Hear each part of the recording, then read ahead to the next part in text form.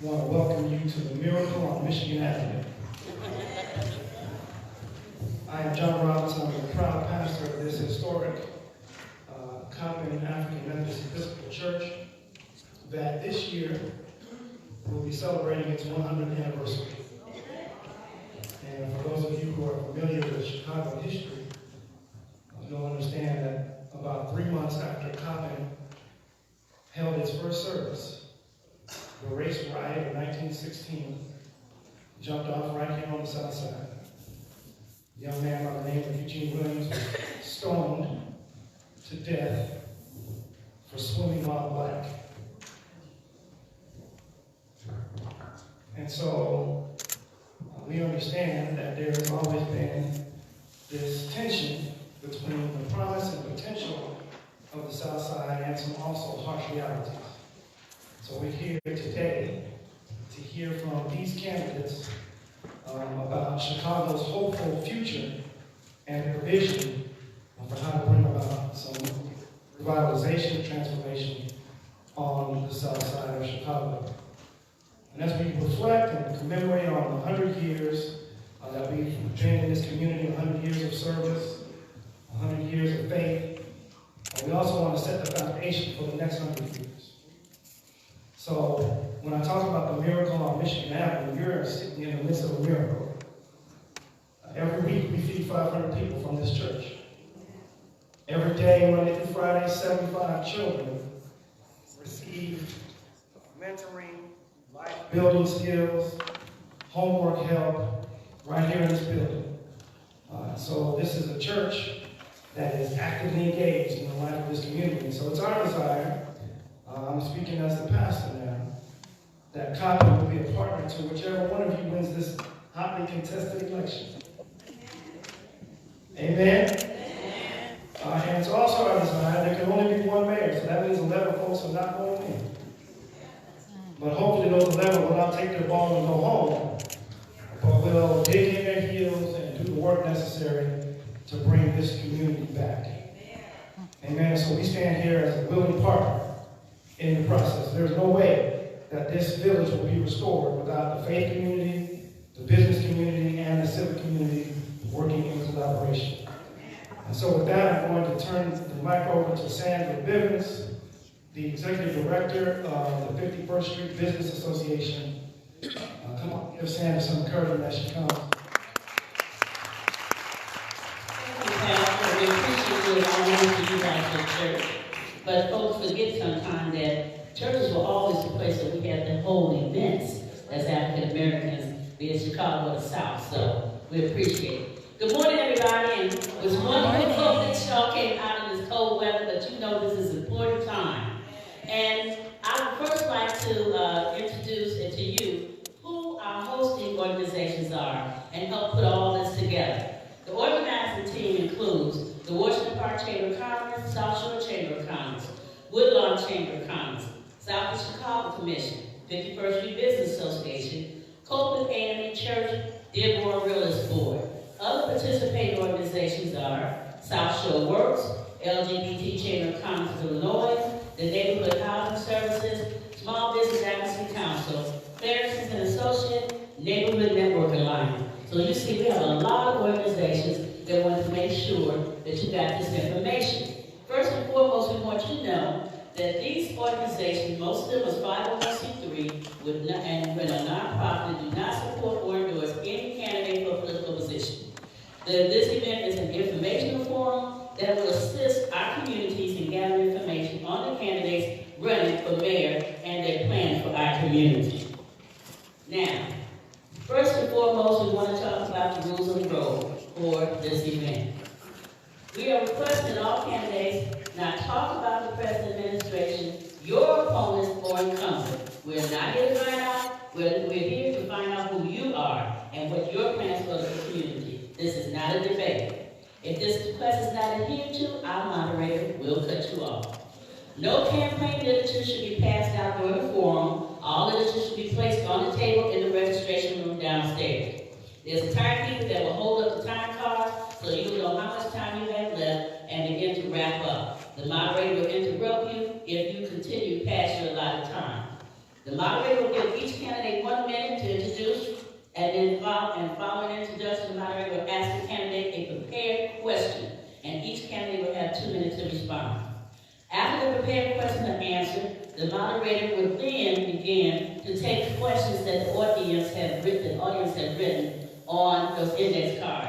So if any of you all have index cards and haven't given them to anybody, pass it down to the middle row so Toni can get them for you and get it in the box. We're going to be clear that all the questions are not going to be answered because time is not going to permit it, but we're going to try to get in as many questions as we can. At the end of the question period, the candidate will be allowed 30 seconds for closing remarks. We are so fortunate to have with us this evening, as our moderator, Ms. Mary Mitchell. Mary A. Mitchell is an editorial board member and columnist for the Chicago Sun-Times. She is a recipient of numerous journalist awards, and most of you all know her very well if you've been following her over the years. So right now, ladies and gentlemen, I'd like to turn this over to our moderator, Mary A. Mitchell.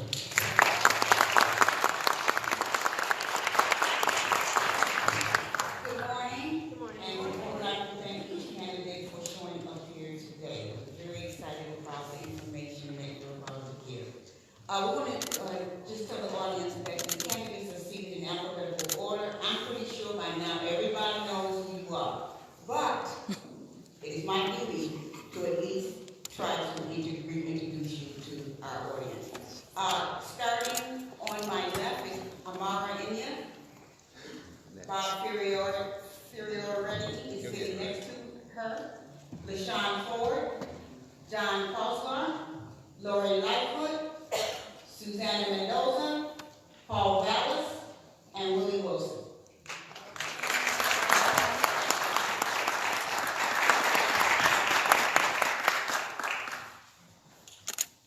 Each candidate will have 2 minutes to answer the following question, and it is a question on economic development. There is a referendum on the ballot for voters in various precincts, which include the 5th, 12th, 20th, 22nd, and 25th wards, asking the voters, quote, shall our aldermen support a community benefits agreement, CBA, ordinance to prevent the displacement of residents from the area surrounding the Obama Center by having 1. 30% set aside of affordable housing. 2. Property tax freeze. 3. Funding for local jobs and affordable housing. If the voters in these communities vote in favor of this ordinance as mayor, how will you work with the aldermen and constituents to ensure that there are compliance measures put in place for oversight, transparency, and accountability to uphold this city ordinance? And we want to start with Ms. Enyia.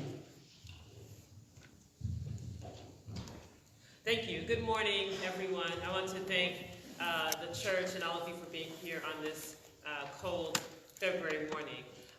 This issue has been something that I've worked on long before election time. I was part of the Community Benefits Agreement Coalition on the South Side in response to the Obama Presidential Center.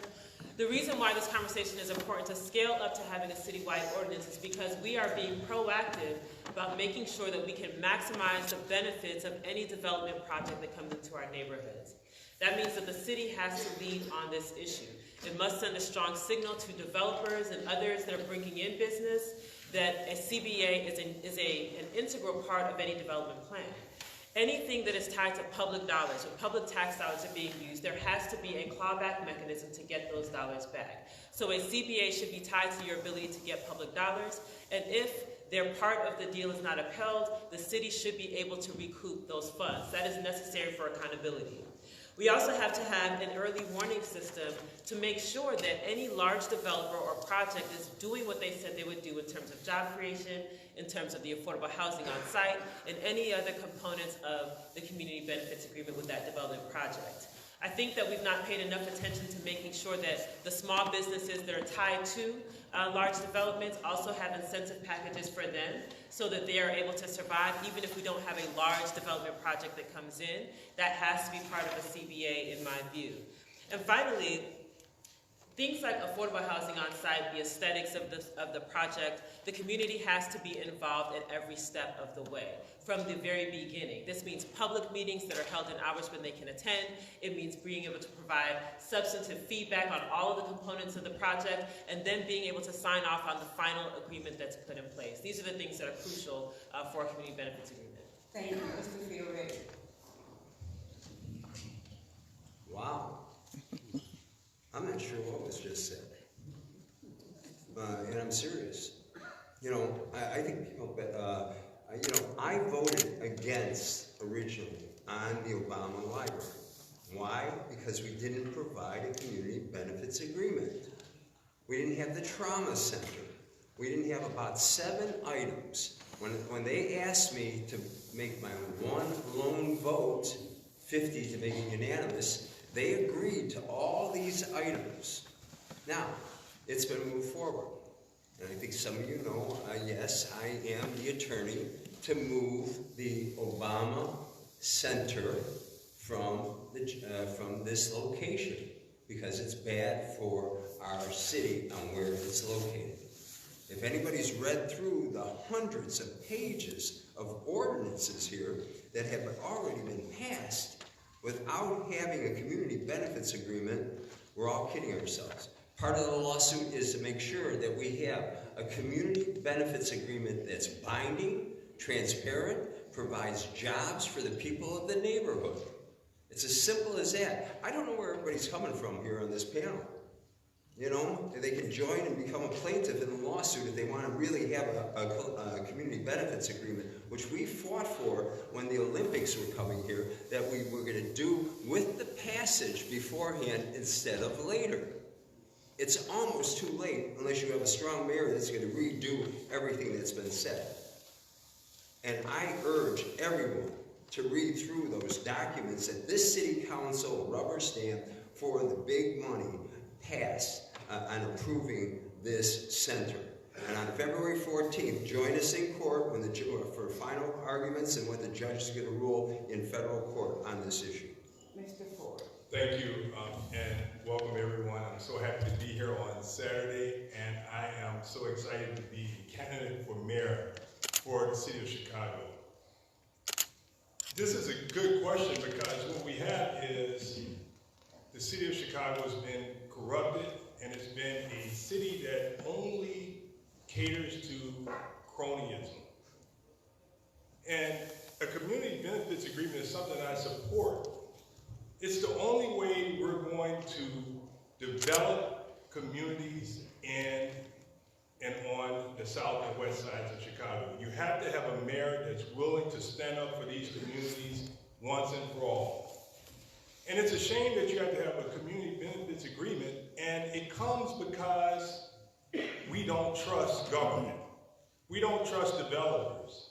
But as mayor of the city of Chicago, we will finally get our chance to rebuild the south and west sides of Chicago. Because I will be a mayor that will hold developers accountable. There are federal and state laws that mandate that if you receive federal money, you must comply. My administration, legal team will hold contractors accountable. And as a state representative now, we will bring money back from Springfield as mayor to make sure that we develop the south and west sides of Chicago. It's imperative that the mayor of Chicago has the same vision that the mayor has had for places like downtown and the financial district. I can assure you, as the mayor of the city of Chicago, the vision will shift to the communities to make Chicago as great as it could be by making sure that we get rid of the blight that has troubled our communities since the assassination of Dr. King. Thank you very much, Mr. Kozlar. So the Obama Center is the blueprint for gentrification on the south side of Chicago. Think about it. If you have a really nice building going in on the south side of Chicago, that means that private investors are going to try to kick out everybody who lives here. And we've been seeing that all across the city of Chicago. There are people in downtown Chicago, you see all these cranes going up? They don't want people from the south side or west side of Chicago going into the downtown area. And that's why it's so expensive. Because these people kick out generational families from living here. And that's wrong. And you know who the biggest advocate's going to be? President Barack Obama. He should come back and stick up for this community. Because he is the one that should be working with the mayor, who hopefully will be myself, and saying, you know what, this is a great center, and we would like to promote the first black president of the United States, but we don't want to forget about the community.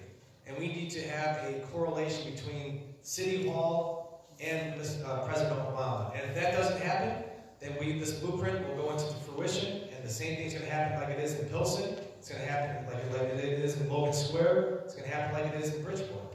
All these generational families are being pushed out because higher taxes are going up, property taxes are going up, no jobs are left for the community members. And Amara raised a good point. If we don't work with the community members, if we don't work with small businesses, they're all going to be left to dry. But that is the thing that happens, and just like LaShawn said, it's this corruption inside City Hall. And we can't keep electing these same people who continue to put their families and friends first. It's about time we all stay together and put Chicagoans first. Thank you. Ms. Lightfoot.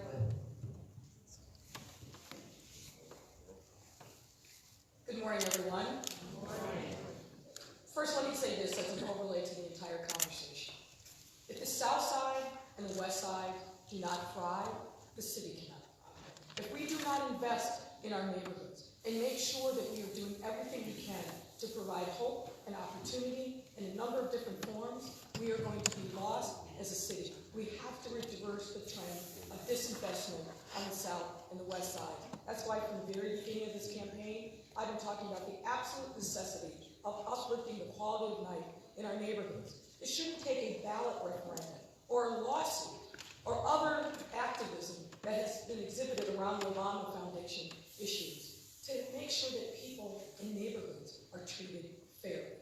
We have to completely reverse course. With respect specific to the question, yes, of course. What I think should be happening now, and what I will do as mayor, is make sure that I intervene and advocate on behalf of the community, do what is absolutely necessary to resolve this issue in an amicable fashion. Yes, it's important that the Obama Presidential Center is here, but like any other development, it can't come at all costs. We have to be fair to the community. We have to make sure that we're doing whatever we can, that we don't have displacement. But this is a bigger issue than just this particular issue. We have an affordable housing crisis all over the city that is squeezing families and pushing people out of the city. That's why I advocated for, in our housing policy, specific changes that have to be made. You can trust that as a mayor, I will hear you, I will see you, I will listen, and I will be an advocate for the people and bring the power of the mayor's office against whoever it is to make sure that there is fairness, equity, and social justice. Thank you, Ms. Mendoza. Thank you. First of all, good morning to everyone. I want to just say thank you to Sandra and Pastor Robinson and the other organizers of this event for everyone coming out today on this cold Saturday. To this question, I agree, but community benefit agreements are absolutely necessary. In large part, I want to double down on what LaShawn Ford said, because there's a lack of trust between the communities and the governments that serve them. When I was a state legislator, things got so bad at some point that we used to have to do memorandums of understanding between the legislature and the governor because the word couldn't be taken at face value. So that's what has brought us to this day. Now, I absolutely support the Community Benefits Agreement in CBA because it is the opposite of the top-down approach. This allows the community to actually have some real say and input in those things that matter the most to them. And the mayor, rather than be a top-down approach leader, needs to listen to what those needs and the requests of the communities are, because those are the folks that live in that area. They go to and from every single day. Their kids live there. They raise their families. So the issues of property taxes being out of control and suffocating families, we need to get a handle of that. Affordable housing. We have a housing crisis where, we have 120,000 units less than what we need of affordable housing in the city of Chicago. So again, these are issues that can be addressed through a community benefit agreement. And the fact of the matter is that when we have to make this thing completely transparent, because with transparency, of course, comes accountability. This is an area that I have a lot of expertise in.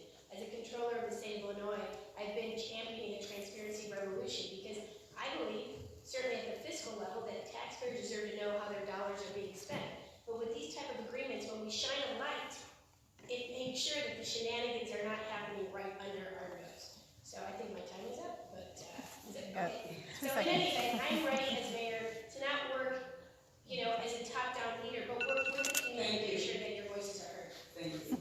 Mr. Vallas. Well, thank you. Well, first of all, I always felt that the Obama Center should have been located in the most employment area where I grew up anyway. And if you really want to stimulate economic development. And secondly, I support a community benefits agreement as long as it's enforceable and as long as you create a process that allows the community to have input on the front end. But we need a much larger, more comprehensive approach. We need what I call a resource sharing agreement. And let me tell you what that consists of. That consists of us doing TIF fair share. In other words, taking a third of all TIF revenues, put it in an equity investment fund, and investing exclusively capital investments on the south side and the west side, period. Over a 3 to 4 year period, that could be as much as $1 billion. If you have $1 billion in equity, you can borrow $5 billion in capital. Secondly, we have opportunity zones, 133 opportunity zones. We not only need to encourage private investment, but if we wrap around those opportunity zones with Amazon-type tax incentives, which are all on the books, we could double down on the zones and we would attract even more investment. $1 billion in private investment gets you $5 billion in capital. And third, MPEWB. When I ran the Chicago Public Schools, 54% of all construction contracts went to minority women-owned business, $1.74 billion. 58% of those hired were Black and Latinos. What if we applied that to the $20 billion that the city has control over? What if we link contracts or awarded contracts based on their willingness to hire people from the community, even if those people needed to be transported to the jobs like at O'Hare, and if they were willing to partner with businesses, or for that matter, target marketed businesses in those very communities. We need massive fair share. We need massive capital investment. 80% of the city has gone without investment over the last 30 to 40 years. That's what we need. Thank you. Thank you, Mr. Wilson. Okay, I support the CPA agreement. I think that the library definitely should be in City Chicago. First president of the United States from here. What should be done, in my opinion, is that we take the tax dollars. We take the agreement, take a look at the budget, make sure that all the revenue that come into the library should benefit the community in which it serves. That includes local, United States businesses, as well as international business as well. Then you would tie that to small businesses, make sure small business benefit from it. You would set up a grant to make sure the grant is set aside that people that cannot borrow money, that they can get money that way to compete internationally as well as local. You cannot say that certain people do not have the necessary dollars. Well, that's wrong, because the tax dollars already reflect the Chicago for to get those dollars and be able to borrow those dollars. But you have to put it in a way of grant, because you try to borrow from the bank if you don't have enough dollars. So we must make it friendly. And then we can do this, be able to compete and tie contracts to the library, tie contracts to international business, as well as local business also, and make sure to put some type of training in there, so our people get trained. So once they get trained, then they can make it carry on. Building a foundation, we must be able to have the knowledge, the resources, and training to go forward. All right, thank you.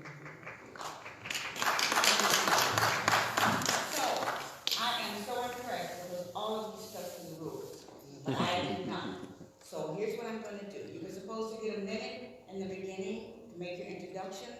Instead of that, at the end, in your wrap up, we will give you an extra minute, because I know you won't be able to wrap up in 30 seconds.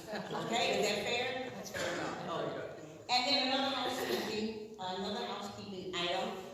We forgot to remind the audience to silence your cell phone. But you knew that already. Because look, there was no cell phone interruption. So thank you so much for that.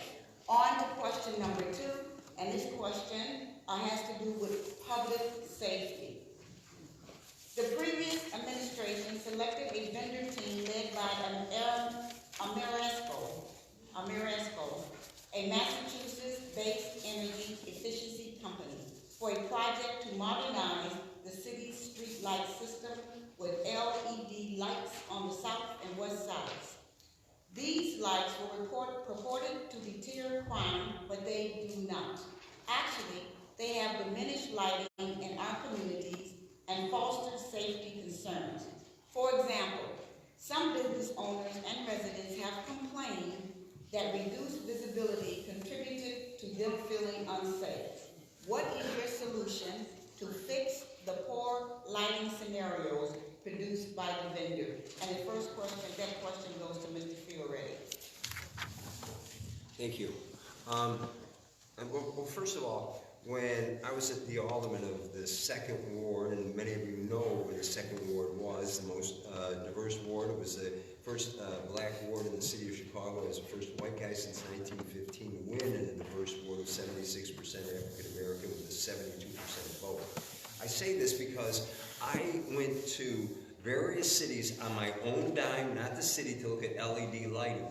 I also went to various communities in our state that had LED lighting. And I thought, when we have to promote an infrastructure trust that was formed by Rahm to do a favor to Bill Clinton, I thought we were already on the wrong path. To go outside, I don't even know what the community benefits agreement was, or whether we hire people from the city of Chicago on this deal. But I put lights in every street. I redid every street from 37th Street up to Jackson, all the way down to East Garfield Park. I put lights in every alley. Every church had a light on it. How do we fix the solution? You put piggybacks on it. You can increase the voltage with the type of lamp. And at the same time, if it's shining into somebody's house, what we found out is we put shields on it to protect those people. No complaints. We could have done a lot better with choosing a vendor from here. We could have done a lot better from hiring from here. And we could have done a lot better in terms of our whole approach of saving electrical bills that we pay to the companies right now. Thank you. Mr. Ford.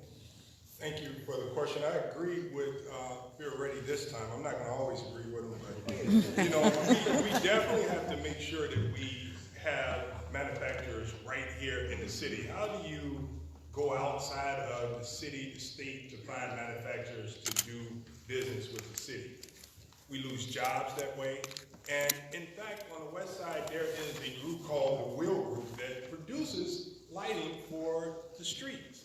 And so we could definitely have that company produce the lighting for the entire city. They will produce jobs, and that alone will reduce the need for spending more money on locking people up. But let's go to the lighting. It's a shame that on the west and south sides of Chicago, there's inequity in lighting. We are getting shortchanged every which way we turn. We got to have a mayor that understands that change is necessary. Real change. Real change. And the way we do that is to simply have a mayor with experience that knows how to get things done. You look across the city, let's just go downtown in Streeterville. Lights are great. Just like we need to just take the model of education from certain parts of the city, let's just give the people on the south and west side the same lighting that people have downtown in Streeterville. I mean, this city has so much racism and corruption that black people in the city can't even get good lighting. And so, as your mayor, we're going to move this city forward, we're going to heal this city, and we're going to have equity in lighting. And somewhere in that answer, in this answer, can you please give us a sense of what can be put into place to prevent a contract going forward that does not serve the needs of the community? What else can be done to do that? I mean, LaShawn took the words out of my mouth. I mean, the fact that this is a question in the year 2019 about lighting. I mean, come on, I mean, I was born at night, but not last night. But this comes down to the big issue. Chicago is the greatest city in in the world with the greatest people, but most of us have been forgotten about. We keep electing these same people over and over who continue to put their families and friends first. And that's the truth. And LaShawn hit major points. You go on the north side, you think they're talking about lighting issues? You think they're talking about this downtown Chicago? No, but you know what? I know we're not allowed to name the previous or current mayor, but think about it. He's the person in charge. He's ignoring everybody on the south side and the west side of Chicago. That's just the truth. And if we don't stick up together, we're going to end up with the next 4 years just like the last 30. And we can't afford that to happen. The other thing is, this is about public safety. I have a specific plan out there. It's called a 60-40 plan. That in order to police in a given district, 60% of the police officers have to live in that district. Because now they're going to be seen as community members and not as outsiders. They're going to know the neighborhood better. They're going to know the residents better. They're going to be investing in the neighborhood because their families are growing up there. So naturally, they're going to want the neighbors to be safe. Right now, we have, and I think police they have a tough job, and the majority of them are doing a really good job. It's just we have to work together as communities and police departments because there's way too much tension going on. And the only individuals that are benefiting are criminals. We have to jump into the 21st century when it comes to public safety. We're not doing that. And I have somebody who's going to stick up for residents. And I'm not the well-known candidate. The newspapers don't like me because they don't highlight me. But you know what? I speak the truth. I'm 30 years old. I'm the youngest person ever run in the history of Chicago for mayor. And I think when you have young blood inside City Hall, or somebody who has fresh ideas, that's when you start to change the system. Yeah, thank you. Public safety. Ms. Lightfoot. I think your question was how do you solve this problem on a go-by basis, so I will actually address that. First of all, excuse me, as others have said, you don't need to hire a company from Massachusetts when we got so much talent and resources right here in Chicago. This particular contract required a substantial number of laborers be hired from the city of Chicago, but has no mechanism in it to audit the contract and make sure that the vendors actually live true to that. I'm an old procurement person. I help run the city's procurement department. The issues are very basic. One, you have to have provisions in your contract so that that you can audit it and make sure that there's compliance real time. When there's not compliance, you have to serve the company with a notice of default, give them an opportunity to cure, and if they don't do that, you demand your money back. It's very simple. That wasn't done here. The fact that people are complaining about the fact that this lighting is not living up to the promise, there's got to be a mechanism for that information to be reported back to the procurement department so this problem can be solved. And I guarantee you, looking at that contract, there is no mechanism for that. We have to have contracts that actually take the expenditure of taxpayer dollars seriously. And it's easy to do. I've drafted them many times as a lawyer. I've worked on those kinds of contracts when I helped run the procurement department, but we've gotten way away from that. Just like what happened in CPS with the Aramark contracts. They were supposed to clean the schools, but they kept them filthy and rodent-laden, and yet we gave them a new contract. That is not a model of leadership. We have to do better, and it's easy for us to do better if we have a leader who cares and who is willing to do what's necessary to make sure that we are uplifting the quality of life in the neighborhoods, and I am such a leader. Thank you. Yes, look, contracts are, it's just crazy that this stuff happens. I mean, at the end of the day, without a doubt, when you're actually negotiating a contract with a provider, you should be looking at a worst case scenario if deliverables are not accomplished for the customer, right? So why we would possibly enter into a contract with no ability to hold that institution accountable or that vendor accountable doesn't make sense. Why we would actually issue checks when we're not happy with the product doesn't make any sense either. I mean, as controller of the state of Illinois, I've been shining a light on, bad contracts and actually holding off on making payments when they haven't met their deliverables, right? Because it's the people's money. It doesn't belong to the mayor or anybody else. It's your money. And if they're not delivering on the promise of what's supposed to happen in the contract, then we shouldn't even have to pay that. But again, if that's not written into the contract, that if you don't meet the deliverables, there's clawbacks or you're not going to get paid, well then shame on procurement for allowing a contract like that to move forward. So again, this is an issue of transparency and accountability. And when we're not writing the contracts in a way that allow the community to be represented on the back end, then that's a default on the part of the city. Now again, we can talk about using local vendors, great idea. We can talk about providing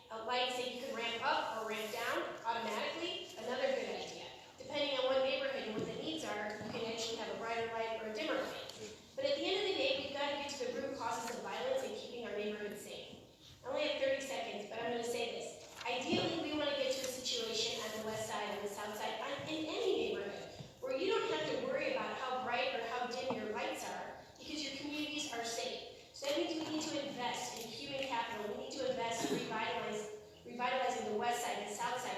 Any community that has been socio and economically depressed. And that will get us to a situation where it doesn't matter how bright or how dim the lights are, we feel safe when we're walking in our neighborhoods. Thank you, Mr. Vallas. To the question, can anybody identify a major contract that this city has led that doesn't have the stench of corruption or bad play? I mean, think about it for a second. From Aramark to Exel, to the red lights, to the red light cameras, to the, I mean, it's over and over and over and over and over again. I mean, there's no transparency in the awarding of contracts. There's no vetting of vendors before these contracts are awarded. I mean, did anybody test to see whether or not the lights worked in the first place? So it's just the absurdity and the incompetency. Is it corruption or is it incompetency? I think it's a combination of both. So you know, let me just tell you, I mean, clearly you need an administration that's going to prioritize, you know, vetting contracts and then holding those contractors accountable. Let me say a couple things. Because having managed large government institutions in 4 different states with billions of dollars awarded in contractual services, my approach was always to, number one, adopt a buy Chicago, sell Chicago, hire Chicago approach. So at the end of the day, you always sought Chicago vendors. And believe me, as LaShawn said, there's plenty of Chicago vendors that can do the job. Second, my approach was to facilitate those vendors, particularly the new startup vendors, by insuring them, by providing them the bonding, so they didn't have to go to the Mickey Siegels of the world, or Near North, or the Aon Insurance of the world, so they could be qualified and vetted. Third, it was to vet the product. I mean, we know whether or not the lights are going to work or not. We know what other cities have done to address these same issues. And then fourth, to allocate resources. You shouldn't have good lighting on the north side and bad lighting on the south side. You know, I put $7 billion in school construction, $3.2 billion in Chicago alone, and 80% of that school construction, 80% of the new schools were in the poor areas of this city. All the prefab schools on the west side were replaced with brick and mortar schools. When they built Northside College Prep, I did Gwendolyn Brooks and the Brownsville Military Academy. So at the end of the day, you can do fair share. Thank you. And Mr. Wilson, public safety.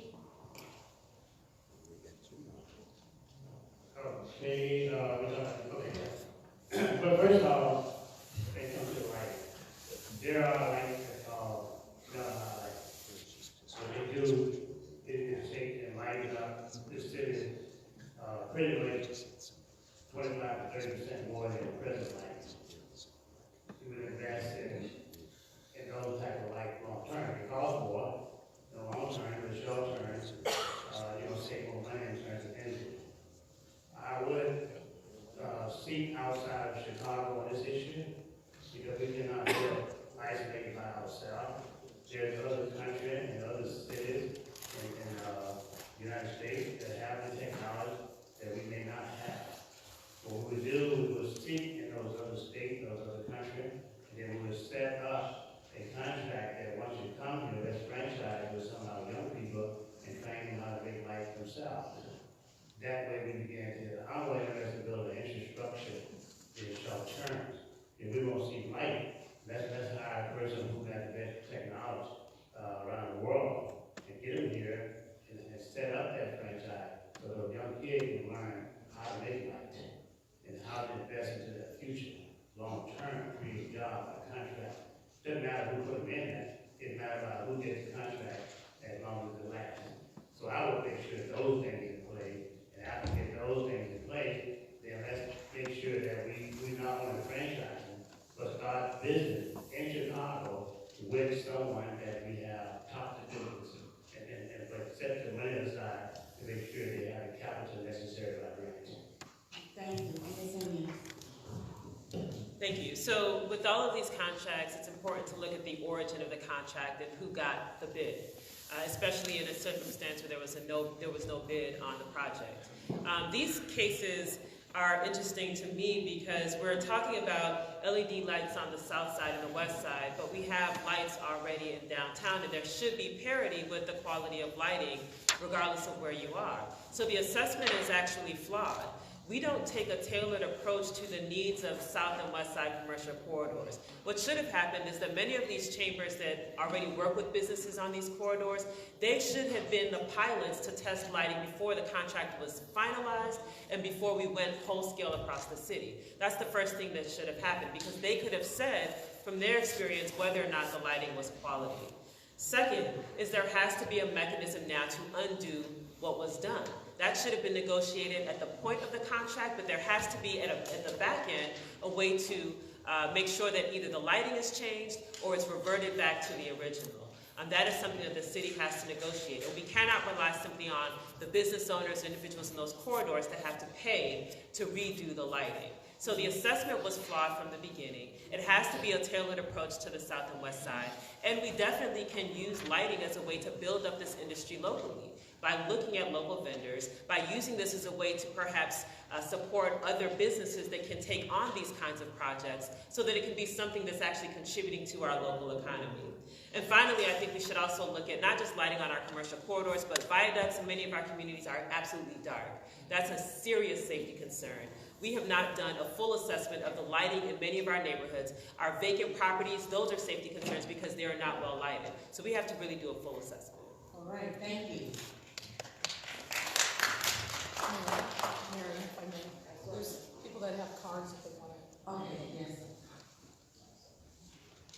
We should have someone collecting those cards. We have more questions. I have one. We got one. We got one. Thank you very much. Okay, we want to move on to housing. And this next question will go to Mr. Ford first. There's been a significant decrease in the city's black home ownership and family net worth since the housing crash of 2008. Coupled with a lack of affordable, non-subsidized rental units, the city has lost a substantial number of African-American families. What is your plan, if elected mayor, to address these housing challenges, and what is your position on rent control? And I just really want to know what your position is, for or against. So rent control, Ms. Mitchell, I will support lifting the ban to give the city the ability to discuss the issue. I've told the proponents of rent control that it may be a good idea to put an amendment on the state law to say that it's okay to lift the ban, don't leave it in the hands of the alderman to do it, but to put it to referendum. That's one of the recommendations that I've made. As far as housing, you cannot begin to develop the housing in the communities if you don't start with education. You have to make sure that each community where the population has decreased, that you start by putting early childhood education in those communities, making sure you have a strong, high-quality K-12. That's going to force people and make people want to move in those neighborhoods. People leave because they want the best for their kids. You can live, and I would live in a shack if the school that my daughter would go to was high quality. Children are number one. So the number one thing is to make sure that we bring high quality education in every community, and the housing situation will begin to take care of itself, but you still need a strong leader in the mayor's office. And as mayor, I'll make sure that we leverage the money with CHA. CHA has the responsibility to use the $1.6 billion to create affordable housing in neighborhoods. Chicago neighborhoods have been left behind for a number of years, as I said, since the assassination of Dr. King. And so you see on the South and West Side vacant and abandoned buildings that the city of Chicago, and as mayor, on the first day, I will sign an executive order to call for an emergency on the South and West Side to rebuild those neighborhoods, to seek funding from the federal government and from the state's capital bill, and to make sure that all the money that we get from the casinos and the marijuana is put into housing. Thank you very much, Mr. Kozlar. So to answer the question, I'm in support of rent control with certain caveats. For instance, if somebody buys a building because they saved up for X amount of years and then buy a building that they want to invest in, then there's certain caveats that I have. Oh, sorry, I thought you were dating. No. Just don't want to get I know, started. right. But I mean, look, I keep following LaShawn because he hits on some major important points. This is all correlated.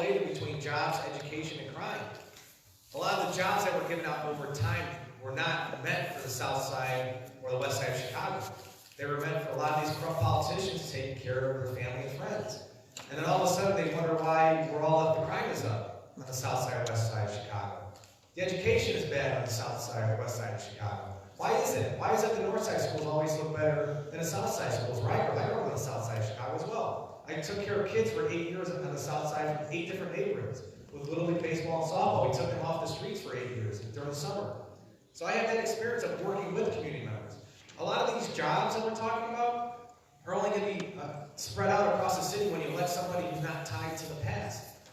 Again, we keep electing these individuals who are part of this career corrupt network, and they always just forget about community members. And it's only upon election time where all of a sudden you see them. So what would be your plan, though, specifically, if you have a plan to bring back African-American families or to encourage them to come back to the city, what would be your plan?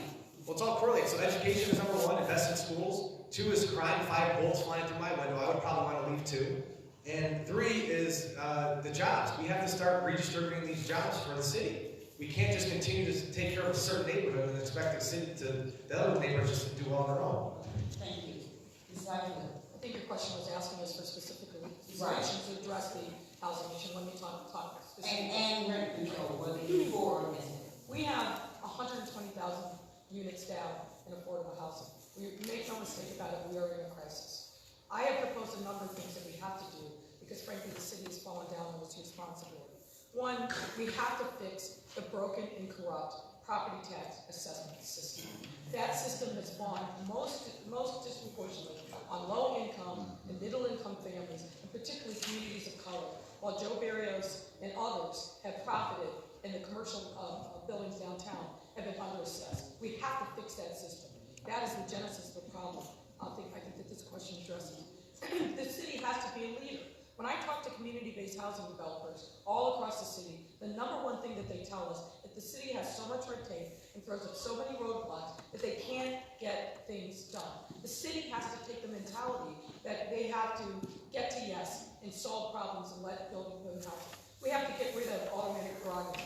There are 2/3 of the city that have had no affordable housing units built in the last 15 years, and a lot of that is because of automatic prerogative. We need to make sure that the building code is much more nimble, so that we allow for things like tiny houses and alternative building materials that are going to help solve and address this problem. And we can't afford to keep having things like what's proposed to happen in Lincoln Yards, where we don't force developers to actually build the right number of affordable housing units, and yet they get tip dollars. That is a mistake, and we have to solve that problem. Regarding rent control, I absolutely understand the impulse. I'm focused in the short term, however, on making sure that we build many more units and we make sure, frankly, that renters are not getting gouged by property owners. But a lot of that stems from the crush that property owners are feeling because of the broken and corrupt property tax system. Thank you very much, Ms. Mendoza. Thank you. Yes, this issue of housing is one of the key issues in this campaign. I mean, as Lori mentioned and I mentioned earlier, we have a 120,000 unit deficiency in affordable housing, which means that nearly 40% of Chicagoans, Chicago households, spend about 1/3 of their entire income on housing, on whether it's rent or mortgage payments. That means that we are housing burdened in this city.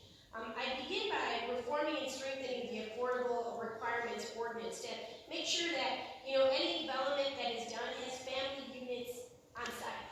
A lot of our affordable housing is essentially not geared towards affordable housing for families, and that needs to change. I also support an increase in the real estate transfer tax on mansions, over $1 million, and that could generate up to $150 million that could be used for addressing affordable housing as well as homelessness. I'd also advocate for low-income housing tax credits. I got a minute left. Okay, I got lots to talk about. But so that we can get more housing developments done across these neighborhoods that need them. On the issue of rent control, well, I know it's easy to say yes, rent control sounds great. If you live on the north side of the city and you are paying a ton of money on your rents and have to get 3 roommates to live in a neighborhood that's safe, you totally want rent control. But if you live on the west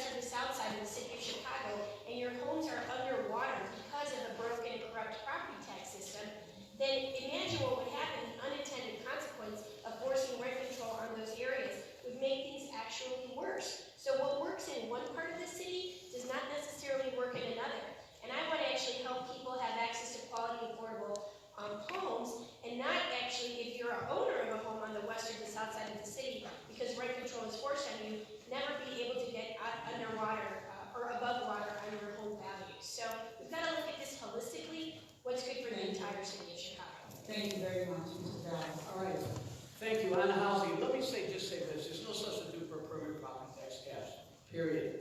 And even with improved assessments, you need to cap people's property tax increases. And you need to cap the increases in fees and fines, because what's driving a lot of rents up is the fact that the water fees are climbing so high that landlords are increasing their rent. So you've got to cap it, and I've laid out a financial plan that will do just that. Secondly, you've got to remove the obstacles to affordable housing. Aldermanic privilege. I mean, how often do aldermen interfere to block affordable housing as opposed to enhance affordable housing? Aldermanic privilege needs to go the way of the dinosaurs, so that we can remove the obstacles to creating more affordable housing. Let me give you an example. If we change the laws just to remove all the obstacles in place to converting unimproved units to garden units, you could create 150,000 units in the next 2 to 3 years. And you could create it without a dime in taxpayer subsidy. Third is we've got to take these abandoned lots and these abandoned buildings, these residences, and we've got to turn them over to community-based organizations for community ownership to address community needs. Not only affordable housing, but what about housing for those who have previously been incarcerated, who can't secure housing, or for that matter, individuals who are the victims of domestic violence and need transitional housing, or individuals who have disabilities. So at the end of the day, we have close to 40 to 50,000 vacant residents that could be occupied. Fourth is rent control. First of all, I don't think the legislature should tell us whether or not we should have rent control. We should decide on our own. And I think selective rent control works, because and selective zoning works, because let me give you an example. I've already been told by people near the Obama Library who rent, that not only are their rents skyrocketing, but they're being told that they're going to be converted to condos. And they need so you need rent control. Thank you very much. Mr. Wilson. Okay, look, property taxes usually run people out of their home. I pay millions of dollars for other people's property tax pay in their home. So you buy a home, you put your budget, you put money in the escrow account, and at the end of the day, if the politician raise your taxes, then all of a sudden you gotta go out of your home. Or somebody comes in and buy your taxes and you don't own a home, right? What have got to be done in this instance here, where I was doing, I was set aside about $1 billion in rent. $1 billion in rent. I'll set that money aside. I would take those dollars and hire the local construction people within the community to take the vacant property and also the land and things like that to take and rebuild those homes. You get your home, but also you get an economic development within the community. You know, we would take and rearrange those things and go that way. So at the same time, you bring people back into the city that move out of the city affordable home. But you're taking the taxpayer's dollar, your own taxpayer's dollar, by the way, and putting the city over there and making sure that that takes place. Last on this subject, I will make sure we got a hardship program together. That anybody who runs into any situation, 15% of the tax dollars comes into Chicago, set aside to help people who cannot afford to pay their taxes or anything else. If we can do it for a major corporation, when they run into the problem, all right, they get them tax rate, we can certainly do it for our citizen first.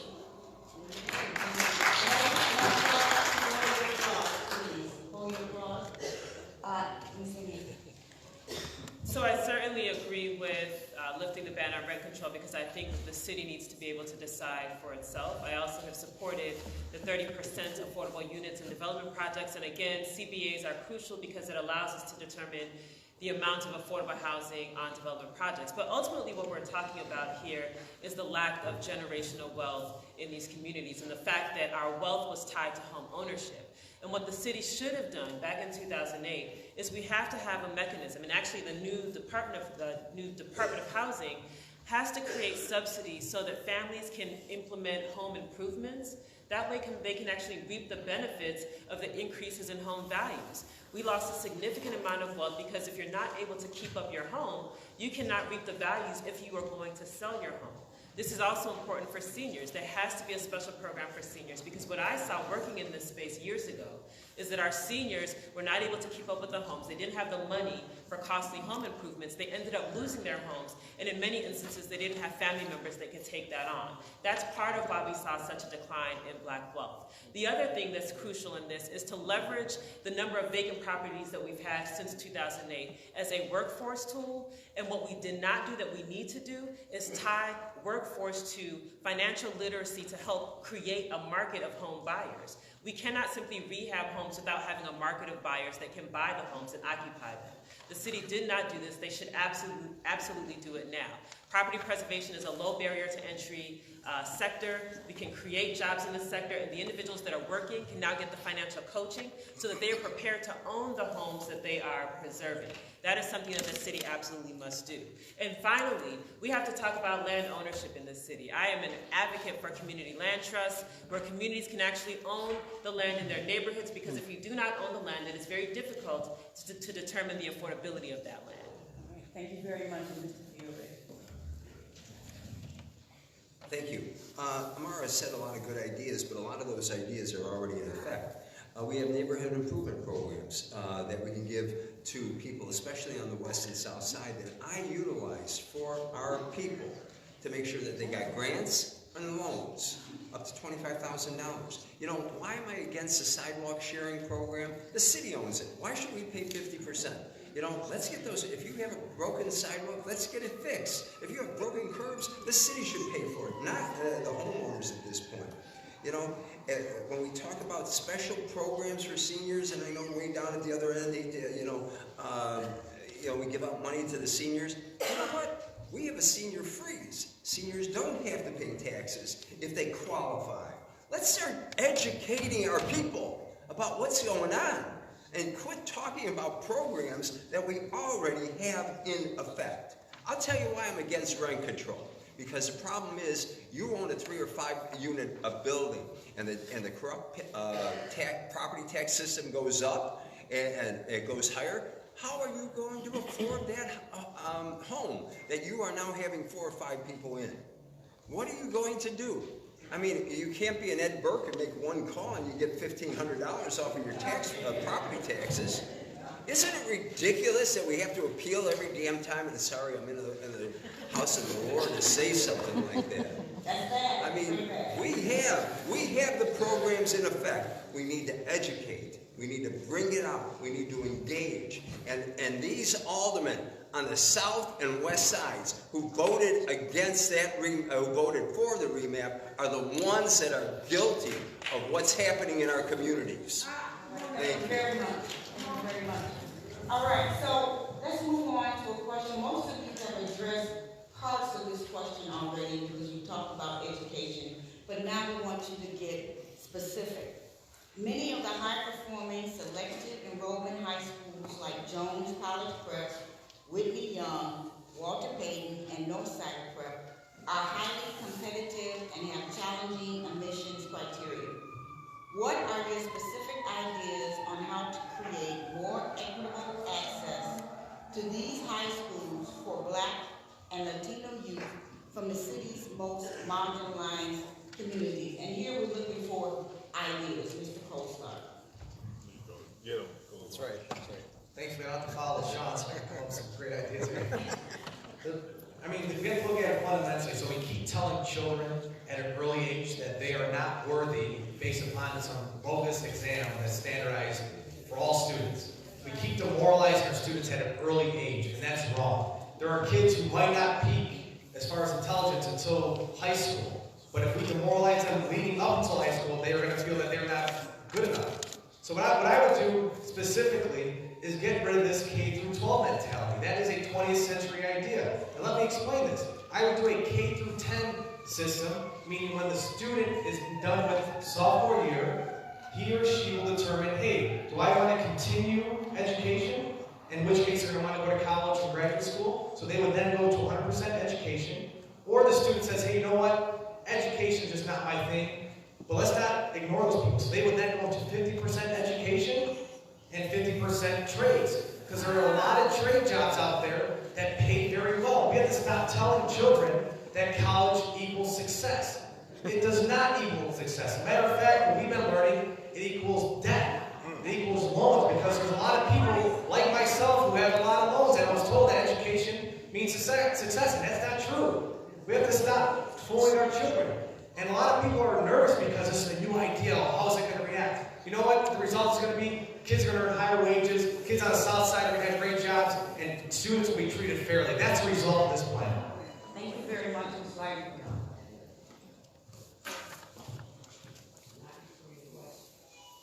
I have to say that I pushed back a little bit on the premise of the question. The question is, how do we make sure that our folks get into these selective enrollment high schools? The challenge that we should have is how do we make sure that we expand the opportunity to have really good high schools all over the city and not buy into the Hunger Games mentality about getting into the selective enrollment schools. That is fundamentally a problem. It is shameful that in many black and brown communities across this city, we do not have good quality high schools. And kids should not have to leave their neighborhood, travel hours one way for the hope of getting a decent education, whether they're elementary school or high school. That's why I have advocated very strongly for making sure that we focus on the basics and having a level 1 or level 1 plus, which are the highest rated schools that CPS provides in every neighborhood across our city.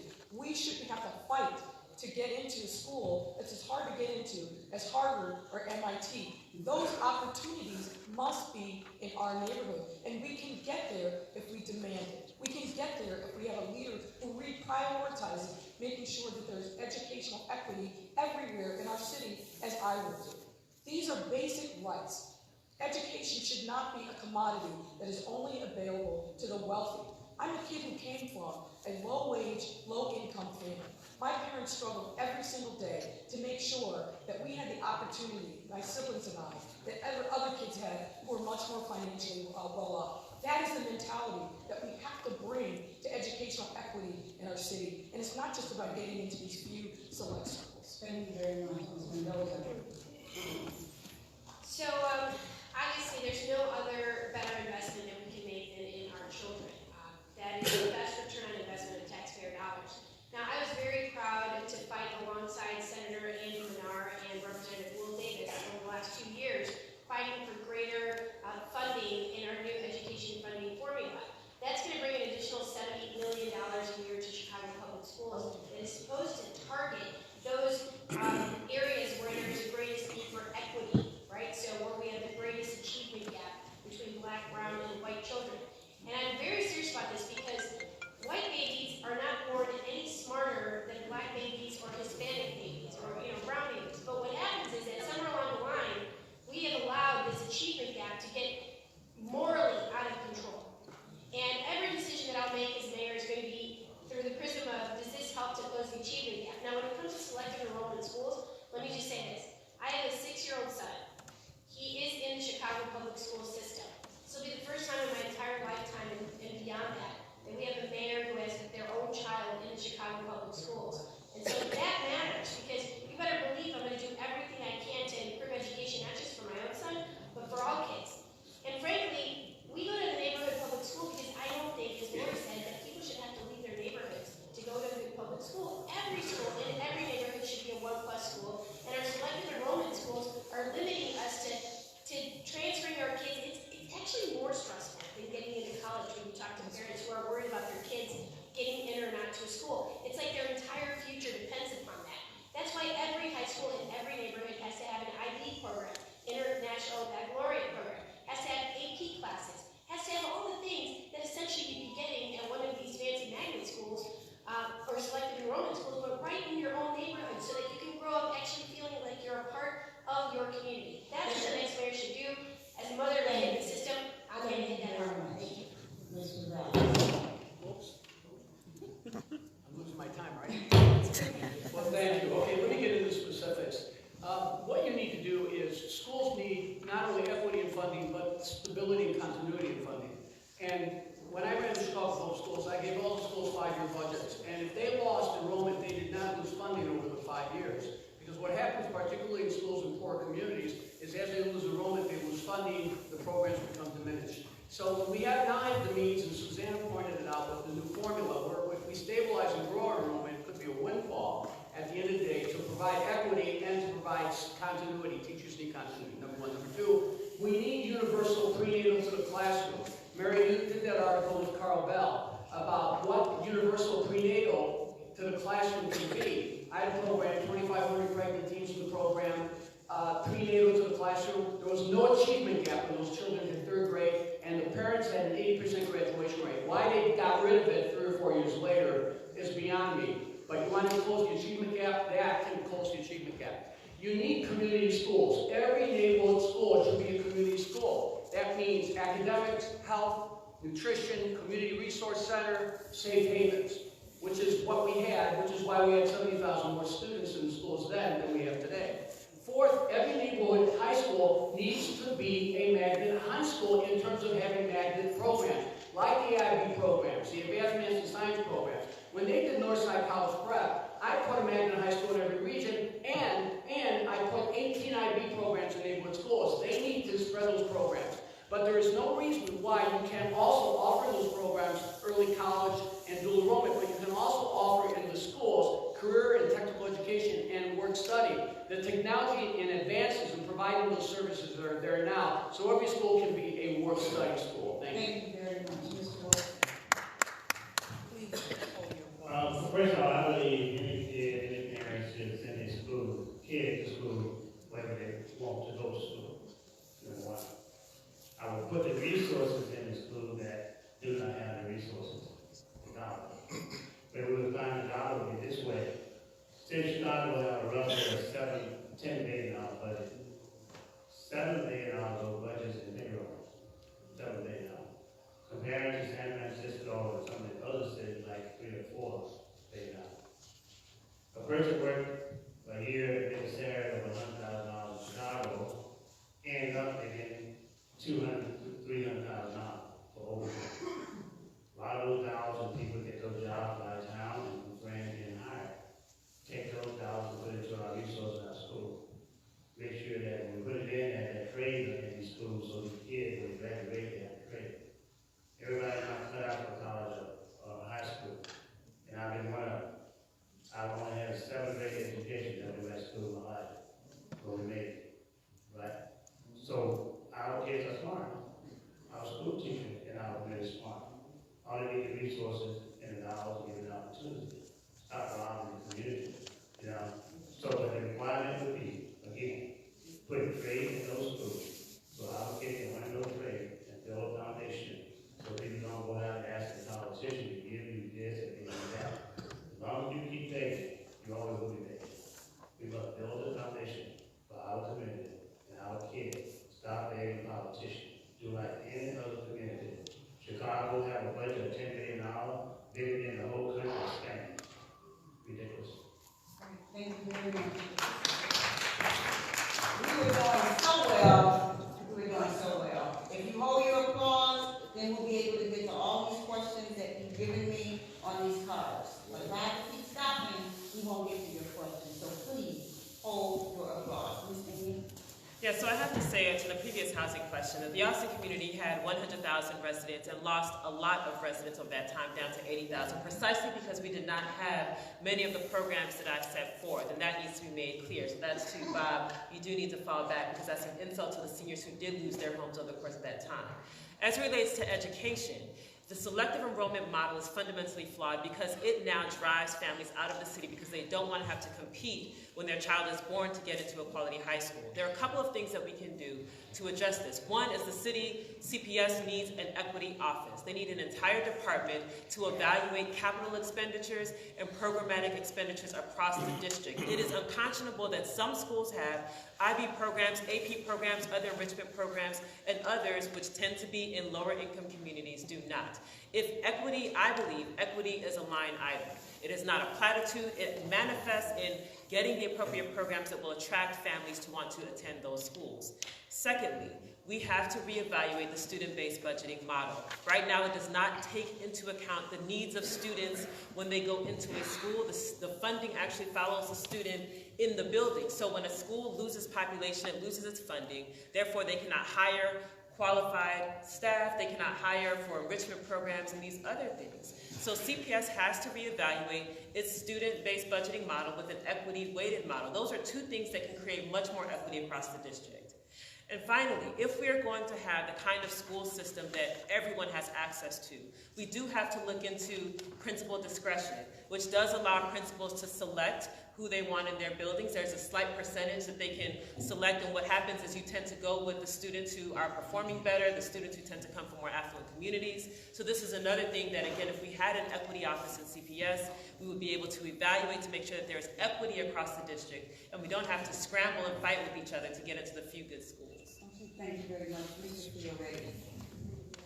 And again, we're talking about, specifically, we are talking about ideas on how to create more equitable access to these high schools, these high-performing, selected enrollment high schools. Well, first of all, I do believe we need more community-based schools to make sure that they get the resources. When the consent decree was signed by Judge Kokoris, it created buckets. So people from all parts of the city could have an application and apply and get into these schools. Now, I talk to the principals of Jones and Whitney Young often, and if you look at the diversity of their school and who and what they are and where they come from, it sounds like we get everything solved. People from the South Side, kids from the South Side, North Side, go to the West Side schools. I mean, I consider Jones and Whitney Young West Side because it's right in the middle. But you know, why in the heck are we talking about this when on May 17, 1954, the Supreme Court in a unanimous decision ruled on Brown versus the Board of Education that we should have equal facilities? What is it that the city of Chicago can get around that decision on a violation of equal protection clause? I mean, we all got to be thinking, what the heck is going on down at the 5th floor? You know, that not to educate our kids. I ran for alderman, and I decided in 2006 when I picked up the Tribune, and it said 6 out of every 100 African-American kids that go through CPS only go to college. And yes, I agree with John. I said it, not every kid should go to college, but the pathway should be there. We need trade and vocation schools. But let's think about this. What did we do that this whole number, that kids are numbered, and we give them the money? We need wraparound services. We need help we need after-school programs in all of our schools. You know, the admission requirements for these four, Gwendolyn Brooks, other good schools are there because of the federal court decision that Judge Kokoris signed. Everybody should look at it. Let's not just wave it and say, this is unfair, because it doesn't happen that way. Thank you. Thank you so much for the question. And I have to say that it's unfortunate that a lot of our kids won't qualify to get to those schools and to even apply to get in.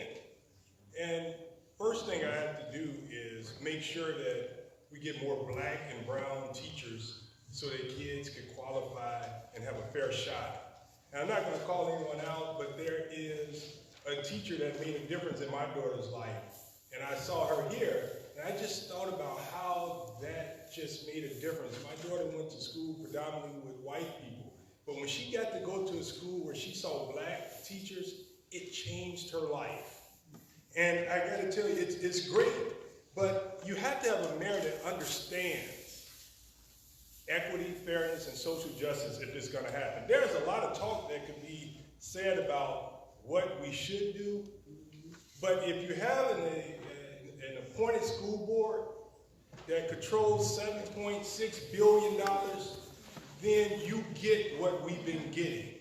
You get cronyism, and you get the mayor selecting where he or she will put the money in what communities. Take out the do not hire list. You know, I'm with you. But I tell you, we have to make sure that we have priorities and the mayor that will do what's needed to make sure our kids are ready to learn. I brought back over $300 million in child care funding so that parents will have the ability to go to work and school. And that put kids back in a high quality setting so that they will be ready. It starts long before we get to Whitney Young and all that. But what's amazing about Chicago, we could tell you by zip code whether or not your child is going to be successful. And that's a shame that the city of Chicago allows that to happen. Thank you very much. Thank you. You know, now is an opportunity where you can give these candidates a round of applause because they have.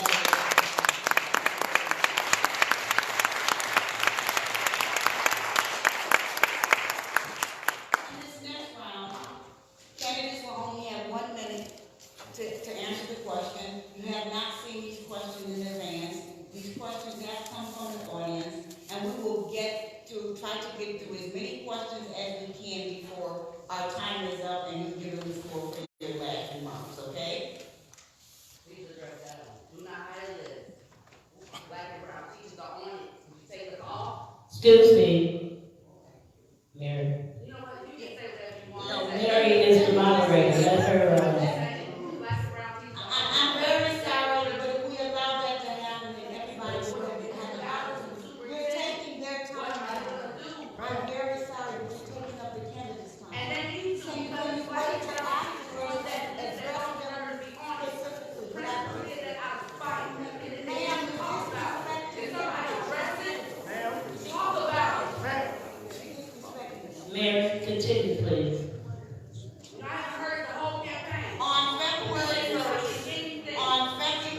1st, an editorial was published in the Sun-Times titled, "Billions of Dollars for the North Side, Not Even a Grocery Store for South Shore." The article addressed economic inequities between North and South Sides. If elected, how do you plan to equal the playing field and spur investment on the South Side? Provide solutions and actions. And that question is for Ms. Lightfoot. Well, that article in particular, I think, was in response to the latest machinations related to Lincoln Yards. And I've been very strong since the summer when this project was announced that it's a problem.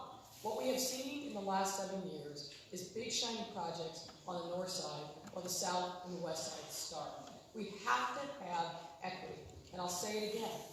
We must get rid of a corrupt way of dealing with the city. I'm a former federal prosecutor who's put a corrupt alderman in jail. What people want is a government that's responsive, that's transparent, and is accountable. We do not have that now when we have these multi-billion-dollar projects on the north side that are using taxpayer dollars, and we have very little development south of Roosevelt Road or west of Ashland. That is fundamentally wrong. That's because the city isn't leading. It's leaving development up to the vagaries of developers. I will end that. We will have a comprehensive plan, a Marshall Plan, if you will, to uplift neighborhoods, working with the communities, building on the quality of life plans, to make sure that we do a much better job of investing in the south and the west side so our communities also thrive. Thank you very much, Ms. Mendoza. Obviously, I mean, no one needs to even read the paper to know the differences between the north and the south side. If you want to experience it, just hop on the red line from the south side and take it all the way north, and you kind of feel how you're valued by the city over time. I would say that one of the tools that we can utilize is I like to change state law to allow me to tap into current TIFs that are sitting with pools of money that we can't tap into because they can only be utilized for, thank you, Lori, for within the boundaries of that TIF and an adjacent TIF, but those TIFs aren't anywhere near the far south side or the west side, significantly where we need to invest some serious dollars. So we can tap into some of those dollars and put them to use in a different area and immediately get those neighborhoods revitalized and to work and contribute to the tax base. This is a good thing. Having stalled liquidity is not a good thing. That money's not helping anyone. So there's different economic tools that we can use. We can utilize opportunity zones, federal opportunity zones. There's 133 of them. Oh, it's on time. 1 minute. Lots of ideas. You have another I forget. It's just a minute. Okay, doubling down on what I said earlier, 5 things you need to do. First of all, TIF fair share. Take the TIFs and distribute a portion of those TIFs to the south side, west side. And if it's in the form of an equity investment, you don't need the state to change state law. Second, you've got 133 opportunity zones. Hold our noses. Yes, they were in the Trump bill, take advantage of it. Houston is rebuilding its flooded areas with opportunity zones. Third is you have a $2.5 billion that was going to be set aside for Amazon. These are existing state and local tax incentives. Target that for the west side and south side. If you provide those incentives in the opportunity zones, you will lure the opportunity zone investors to the zones. Fourth, MBEWB. The city allocates $20 billion. It spends every single year. Prioritize minority and women-owned businesses, prioritize and do strategic, do target marketing for businesses on the west side and south side. You'll invest in those businesses. And finally, take those abandoned properties and turn them over to community-based organizations, those holes, those vacant lots, so that they can determine on their own their economic investment. Thank you. Mr. Wilson. I would take and make sure the first day we get in office, I would bill pass that the dollar that comes to Chicago, the tax dollar, reflect all 7 communities equally and proportionally. I would treat me for those communities and oversight to represent those particular communities, protect their interests. Last, I would create a shelter market in those particular communities.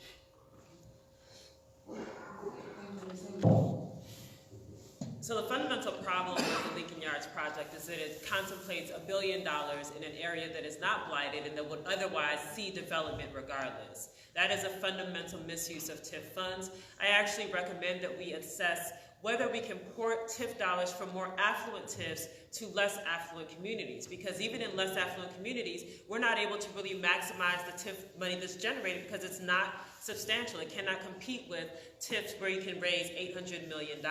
So that is a fundamental change in how we do economic development. Again, targeting investment in these neighborhoods. The other thing is linked development. When we have these large developments come in, we should already be contemplating where we can have a subsidiary on the south side or the west side so that we're expanding the wealth instead of concentrating all of our developments just in the central business district or in the Lincoln Park area. So now we have developments that are occurring elsewhere around the city, and these are negotiated in your development agreements. The city has to lead on this issue. And finally, stronger tax incentives for the small business community to attract them to our commercial corridors. Thank you, Mr. Fioretti.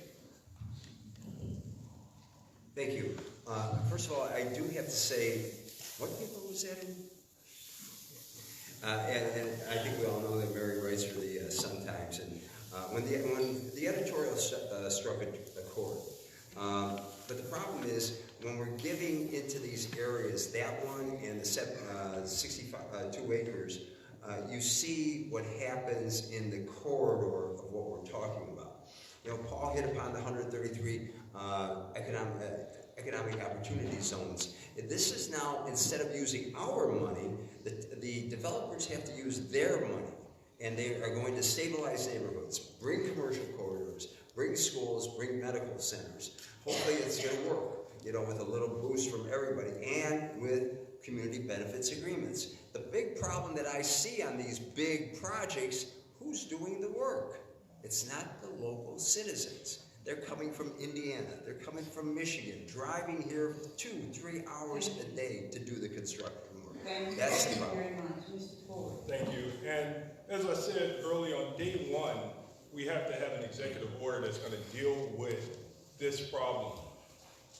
The city of Chicago clearly has a corruption problem when it comes to contracts and opportunities. That's why we have to have on day one an executive order that's going to examine all contract opportunities that's been let to find out where the corruption is. We have to also make sure that it's clear that we have a trade school in these communities so that we can fill these job opportunities, because the baby boomers are leaving. And there are many job opportunities that's available, but we have no one to fill them. You also have a case where you have the state, the federal, and the local government that must be brought together in order to bring the resources together. But what I hear a lot is that we're going to use all of these programs, but the system is corrupted and nothing will get done if we don't tear it down. Okay, thank you, Mr. Kozlar. And this is north side, south side, specific ideas. Well, the thing that everybody has to realize is that we've been talking about TIFs for the last 8 years, and they continue to be invested in areas where the purpose is not intended. The reason why TIFs came out were to be used in blighted areas. Block 37 is not a blighted area. Navy Pier is not a blighted area. Willis Tower is not a blighted area. We continue to elect people who are afraid to stick up for our communities. And I'm sorry, I got this race on May 8th. This was before Rahm Emanuel dropped out. There are front runners right now who jumped in after Rahm jumped out. And if you are afraid to stand up for Rahm Emanuel, you should be not running for the city of Chicago. Because we don't need somebody who's afraid to stand up for our communities. What I would do is use a TIF where they're meant to be used. And the other thing I would do, which politicians don't do, I will listen to the people who actually live in there what they need. We don't tend to listen to the community members. You should not have somebody on the north side telling people on the south side what they need. We should be listening to people on the south side of what they need because they're the ones living there. Thank you very much. Next question. The next question has to do with jobs and jobs training. And you touched on a little bit, Mr. Ford, in your last answer, but this is the question. There are 30,000 vacant manufacturing jobs paying $80,000. Employees can't find trained talent. There are several programs that train our community to get those jobs, but they struggle to get funding. What will you do to support expanding training so people can have quality and get those jobs? So that people can qualify and get those jobs. And I'd like to start with Ms. Mendoza. Sure. Thank you. So we obviously need way more vocational trades. I bring back the vocational trades to Chicago. I mean, it was a travesty to shut down the Washburn Trade Center and so many other of the vocational trade facilities across the city. Frankly, we need people to have if you have a job, you decide to think of a wrench instead of a gun, right? This is the reality of life. We need to invest in making sure that our centers are available, that we partner with our current organizations of the labor trade, and even bring the trades into our schools. I have a 50 new initiative that will target the 50 most under-enrolled, under-resourced schools and bring wraparound services that includes the trades into those facilities.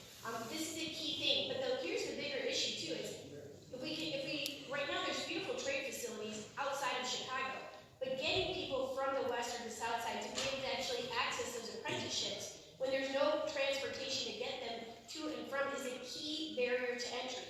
We have to deal with the issue of access to transportation so that we can go from point A to point B and actually have these opportunities available. All right, let me just say, look, there's no reason why you can have CTE, career and technical education, and occupational training, work study in every single high school. That is a scheduling problem. That is not a resource problem. Second, this whole idea that the community colleges are now specializing, I've never seen anything more discriminatory than that. They all need to provide core programs, core career and technical education, occupational training programs. Third is we need to reopen these closed schools, those that can be reopened, and we need to create community-based adult ed and occupational training centers. There's workforce opportunity, grants available to provide training, $8,000 a person. There's tax credits, $9,000 a person. And those incentives target, guess who they target? Ex-offenders. They target individuals who have been chronically unemployed, etc. And then the fourth thing is, remember, Amazon was going to get $250 million in job training dollars. Those dollars are still out there. Where were they going to come from? Some were going to come from TIF surpluses, some were going to come from developer fees. The bottom line is, there is money to provide a robust adult ed and occupational training program. Thank you. Mr. Wilson. Well, we create trade in school, church, community center, work with the union to make sure that they can step up deeper into the community, give them a training and grade. We will take the CTA just as an example. Put our kids in there, work along with the CTA, SSA mechanic, so they can learn right there. We'll set the college aside to invest in that. The police cars will take and make sure that once they learn how to do mechanic work, then they can begin to become dealership and sell cars and police phones. And that way we create economic empowerment at the same time. Thank you. Ms. Enyia. So I worked in the advanced manufacturing sector and actually helped to manage a high school where we created pathways for young people to get these certifications so that they're prepared after high school. The issue that we're facing is we need to expand state dollars and federal dollars so that there are paid apprenticeships. Especially for adults, they cannot be expected to engage in these 6-month, 12-month programs unpaid, especially if they have families to support. So we need to expand those pipelines. Second is getting them to the actual work sites.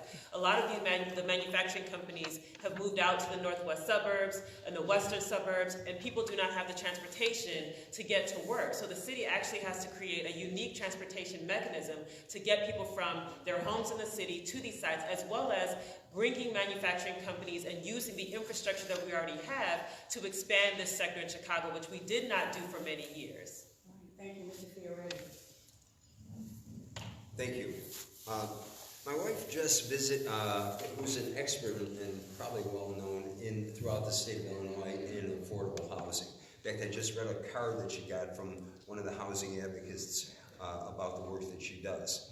You know, and she went to North Dakota because North Dakota, their prison system has a program that trains people and puts them into the unions, puts them into specialized.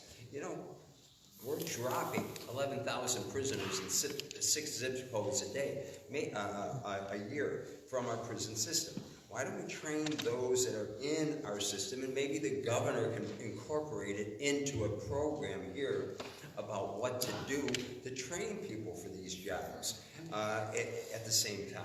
You know, they need jobs, they need housing, and if these are high-paying jobs, they can go right into it. Instead of the revolving door about going out and coming back into prison, maybe we can find stability by training those that are in our prison system right now.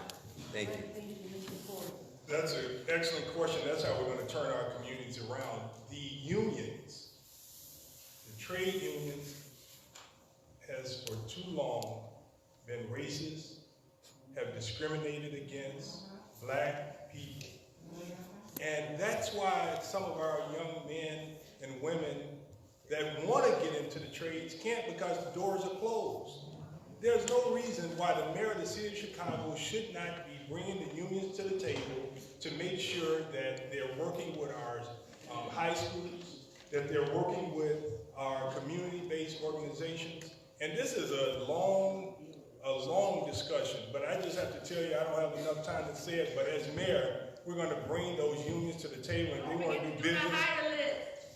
If you want to do business in the city of Chicago, you have to be fair, and you have to increase your black people working in the city. We're talking about minimum wage, but we need a real wage, $30 an hour. Thank you. Mr. Kozlar.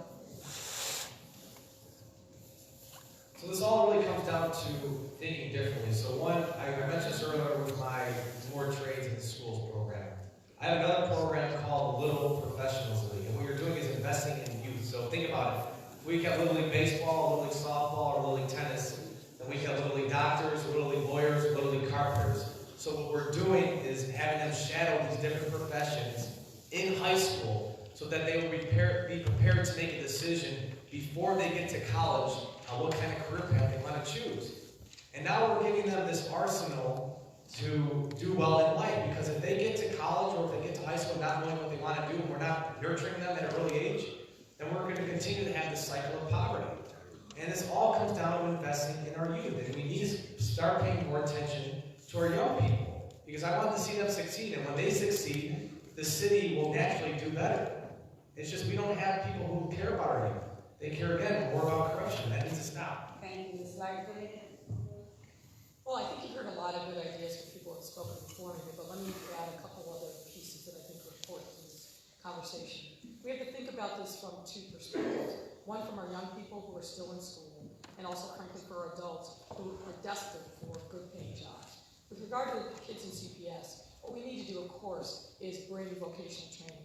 But not just the training. We need to understand what are the jobs, what are the future for the economy, and match those employers up with our high schools so that the kids are getting real training that is relevant to a real job. The employers have an opportunity to look at our students, and so that when they graduate, they can actually get jobs. They're doing it in New York with respect to the airports, where they're bringing airline mechanics into the schools to teach kids. We need to be doing that and replicating those kinds of vocational training opportunities in CPS and get rid of the college bus mentality. The second thing we need to do is we need to look at examples like the Safer Foundation, the CARE Foundation, and other organizations that are providing wraparound services for adults or in communities that have no jobs, ridiculously high unemployment rate.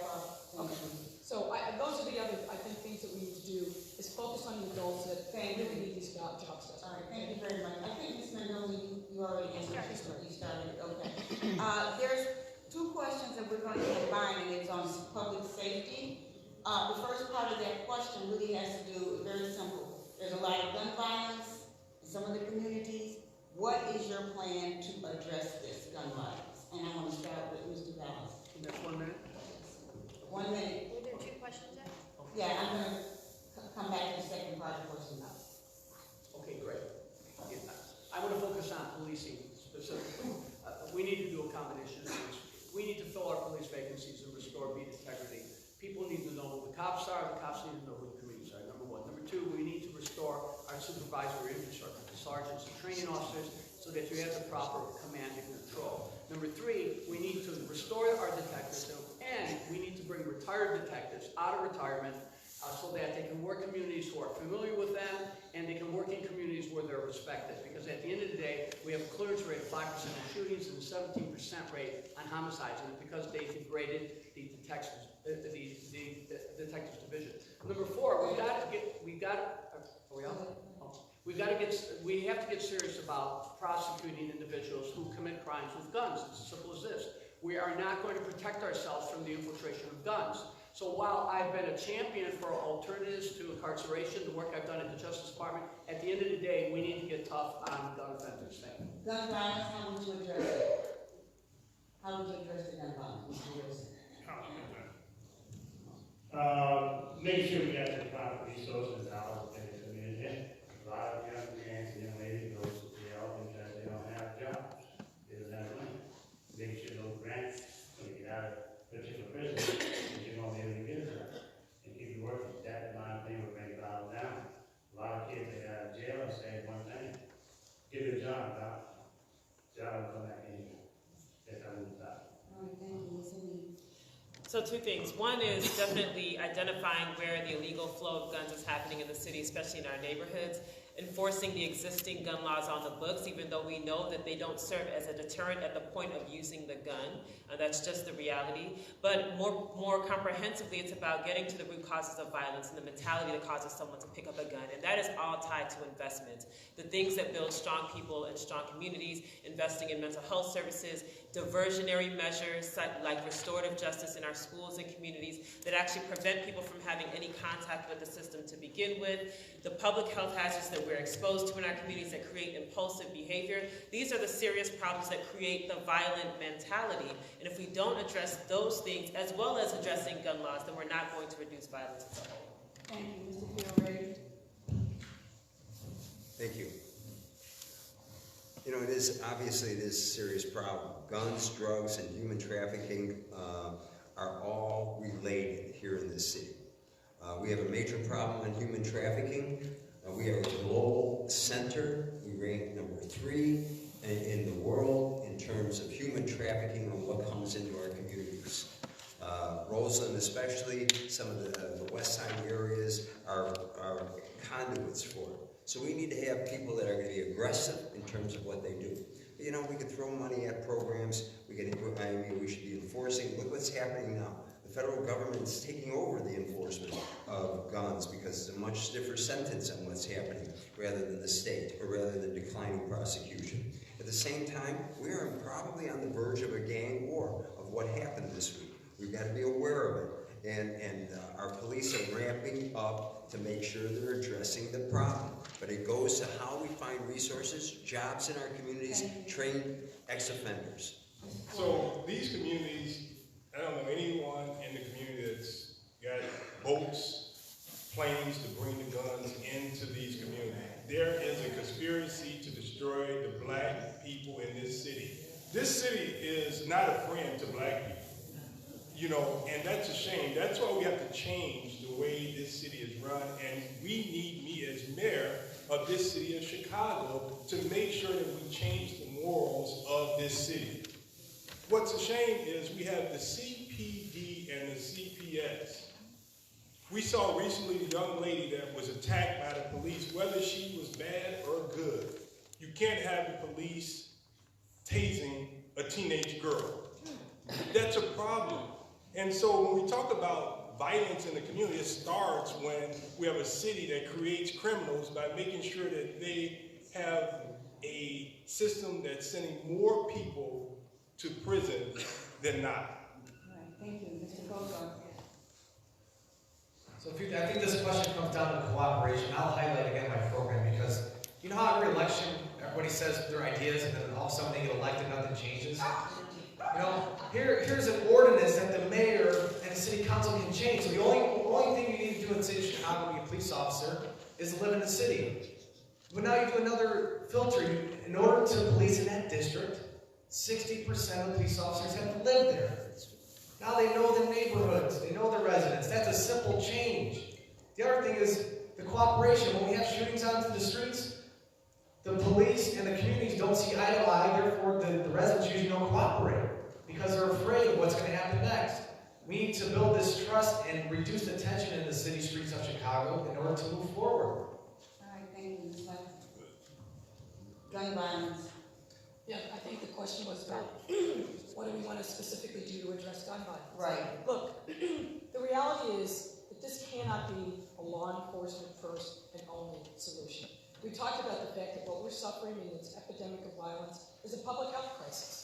That's why I called for making the kind of investments that we've already talked about in these communities. Because if we give people hope, we give them an opportunity to connect up with the legitimate economy, that is crime right there in and of itself. But right now, what we have, excuse me, is way too many illegal guns on our streets. What I know from my time as a federal prosecutor and fighting crime is we need the feds to step up. This can't be solved by the CPD alone. We need a U.S. attorney, not only here, but in Hammond, in Indiana, in Wisconsin, to step up and focus their efforts on fighting the gun traffickers, the felons in possessions, and the straw purchasers. If we have a credible federal threat, we're going to be proactive in getting the guns off our streets before they get here. We're going to be able to see significant reductions in gun violence. Thank you very much, Ms. Mendoza.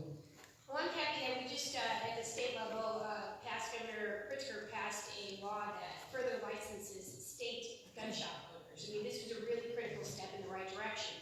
We do need the different law enforcement entities to work with the city of Chicago in getting a handle on this illegal gun sales that is just out of control.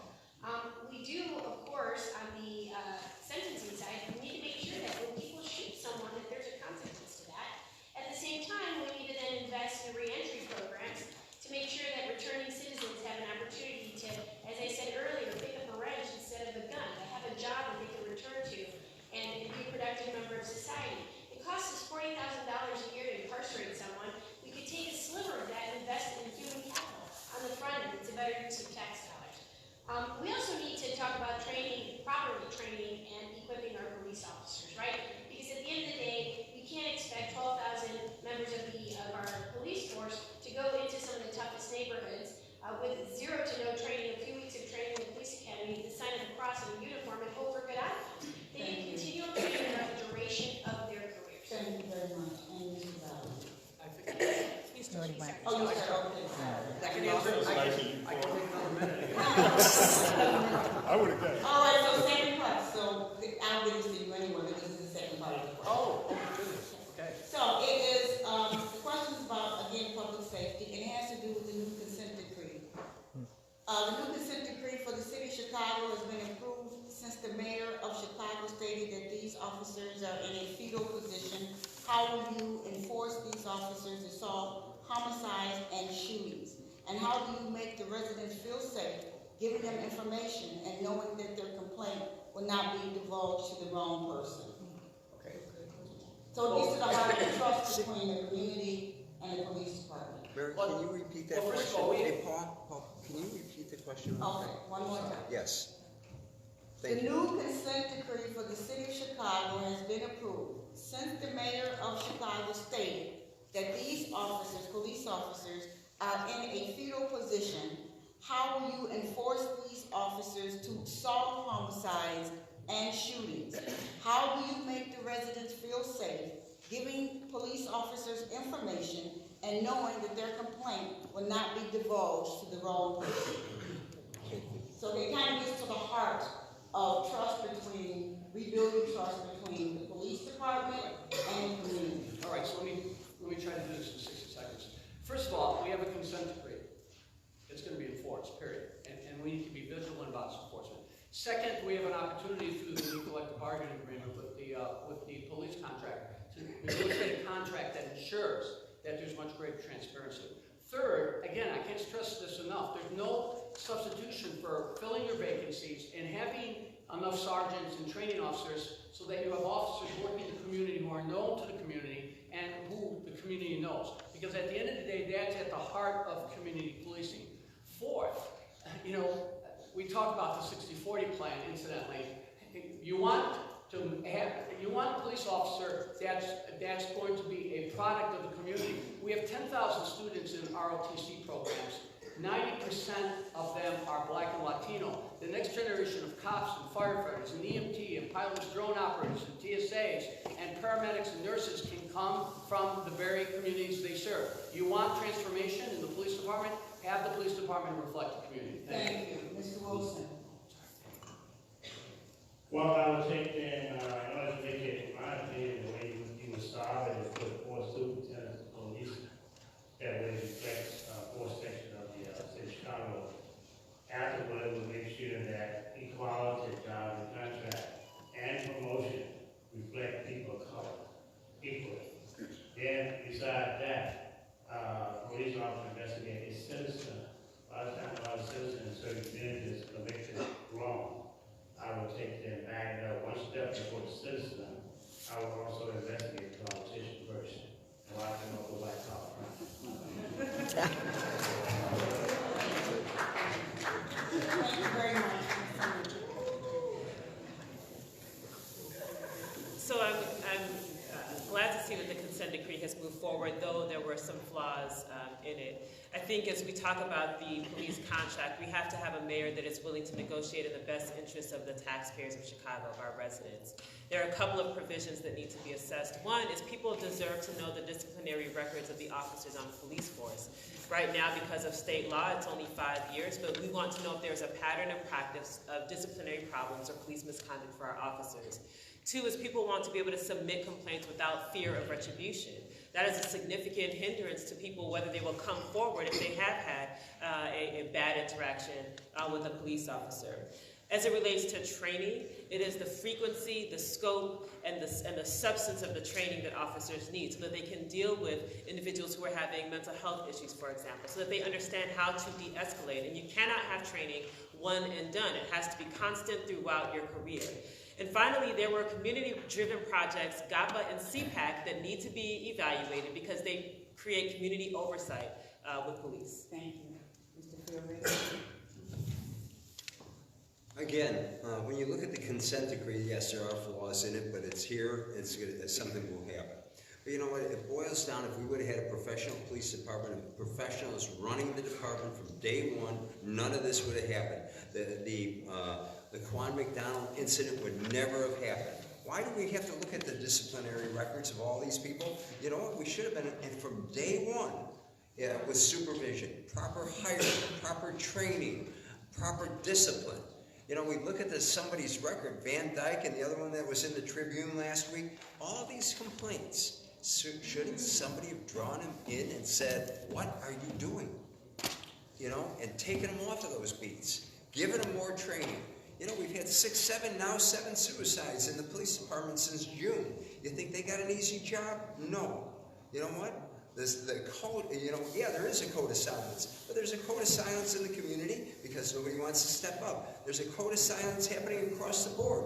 You know, with the politicians, there's a code of silence in the county board executive offices. So, Mayor Mitchell and community, I have to say that as mayor, you have to stand up and say, why are you constantly shooting black boys in their back? Why? And as the mayor of the city of Chicago, I vow to you that there will be zero tolerance, and I will go to bat for the people of the city of Chicago and will not tolerate black people getting shot, white people getting shot, or brown people getting shot. But we know black people are getting shot at a rate that is unacceptable. Zero tolerance. We have to ask our police, do you see this black man equal to this white man? The answer would be no. We need some real serious critical race theory education, and we can no longer allow the corrupt police system to train the police. They're teaching them corruption. We need a mayor that's going to stand up and that's going to change and destroy this current system that we see in CPD. Thank you, Mr. Kozlar. So the question was solving homicides and shootings. I just want to make sure that I know everybody's going to correct me soon. So I know a lot of people that don't want to continue to hear the same thing, and there's other candidates who, hey, I would love for you to take my idea. 60-40, that's going to solve Chicago. And hopefully some of the candidates who get on the newspaper or have commercials, maybe they'll take it too so it gets out there, because that will benefit our city. And that's a great idea, because when you do build this trust factor, which is totally needed in the city of Chicago, that's when we all cooperate with each other. We do need more police training. I think the police will be welcoming to that, because there needs to be this continuous training. Because life evolves, right? There are different tactics that use. We just can't stay in the 20th century, both from a policing standpoint, both from a community standpoint, and also from a political standpoint. This all correlates together. And again, we have to come up with new, fresh ideas. In order to do that, you have to let new people. I like it when somebody like John Kozlar tries to take a shot at it. Let's face facts, folks. In the last 7 years, we had 23,000 people shot. She called, that was very Respond afterwards. The last 7 years, we had 23,000 people shot in this city. And part of the reason for that is we had an inexperienced mayor who didn't know anything about local policing. We cannot afford to make that mistake twice. Lives literally depend on it. The consent decree. Folks, it's not a panacea. There are things that are problematic with it, and I've called it out. It's on our website. It allows for chokeholds. That's Eric Gardner. It allows for shooting in the crowds. That's Betty Jones. It allows for, it doesn't allow for a foot chase policy. We see so many young black men who are being chased by the police every single day. That's problematic. Homicide clearance rates and protecting our victims. The city has had no real role and stepped up. I have outlined in detail our public safety plan, but fundamentally, we have to bridge the divide between the police and the community, and the police officers have the primary responsibility for repairing that leadership. It's not just a numbers game. Thank you very much. Thank you very much. We've heard a lot of ideas, and I put forth a whole plan as well that's on my website. It's part of my Future Now plan. But what I want to talk about right now that we haven't noted yet from some of the other ideas here is that part of the Obama Justice Department's report and recommendations was, of course, the training component that we talked about, but also changing the mindset of our police department, which is going to be probably the hardest job to tackle. But here's a reality. Today, and I would say any person who wears a uniform, whether it's in the Army, the Marines, the Navy, the police, the fire, or EMTs, we should respect and honor that, especially, our military and our police are going into the line of fire potentially for people that they've never even met. So we should start with that premise. But having said that, we need to change the mentality of a person in the military is a military mentality. It's a warrior mentality. Whereas our police should have a guardian mentality, a protector mentality.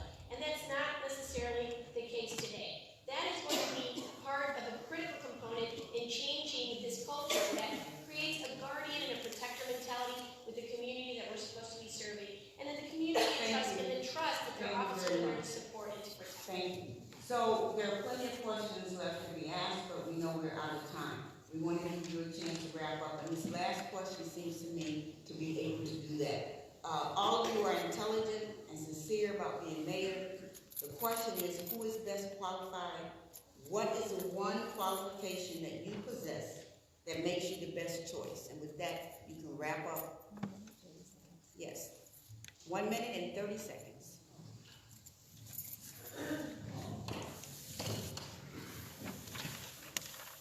So for far too long in Chicago, we've had leadership that has lacked values of equity, of justice, of transparency. And we've also had individuals who have not a full understanding of how public policy affects regular Chicagoans. My campaign has been people-centered, and I come from the lens of someone who's worked at the top levels of government in every single area of policy, but is also an organizer. So I understand how these policies affect everyday lives. We've not had the kind of leadership that values our experiences, that is willing to be responsive, and we also haven't had the kind of independent leadership that's willing to think outside the box about the real solutions that will affect our lives moving forward. My campaign represents that. It is about the people of this city and amplifying our voices. It's about connecting public policy with the belief that it comes from the bottom up. And it is about having the full scope of how city government can actually work in the best interests of our residents. The people of Chicago are tired of the status quo. They are tired of being saddled with a baggage of corruption and old ways of thinking. They want leadership with the vision, the energy, the commitments, and the values to move this city forward. And that's what my campaign represents, and I'm looking for your support in our effort. And your one qualification that makes you the best candidate? Having the well-rounded lens, understanding both public policy, but also as an organizer and connecting the Thank team. you very much. This is Fioretti. Thank you, and I do want to thank everybody for coming out today. You know, somebody who's been run for mayor is a tough job. You know, it was the same thing when I decided to run for alderman in the city of Chicago. And I had to stand up against Daley, against Ron, on all the pig-headed ideas that came out of them. And I mean that. You know, I voted against 6 of the bad budgets that were there because we didn't provide resources. No matter what, my communities, 12 of them, were always represented in that city council because I brought people together. And I'm going to do the same thing. I'm going to have town hall meetings to listen to the people on the budget.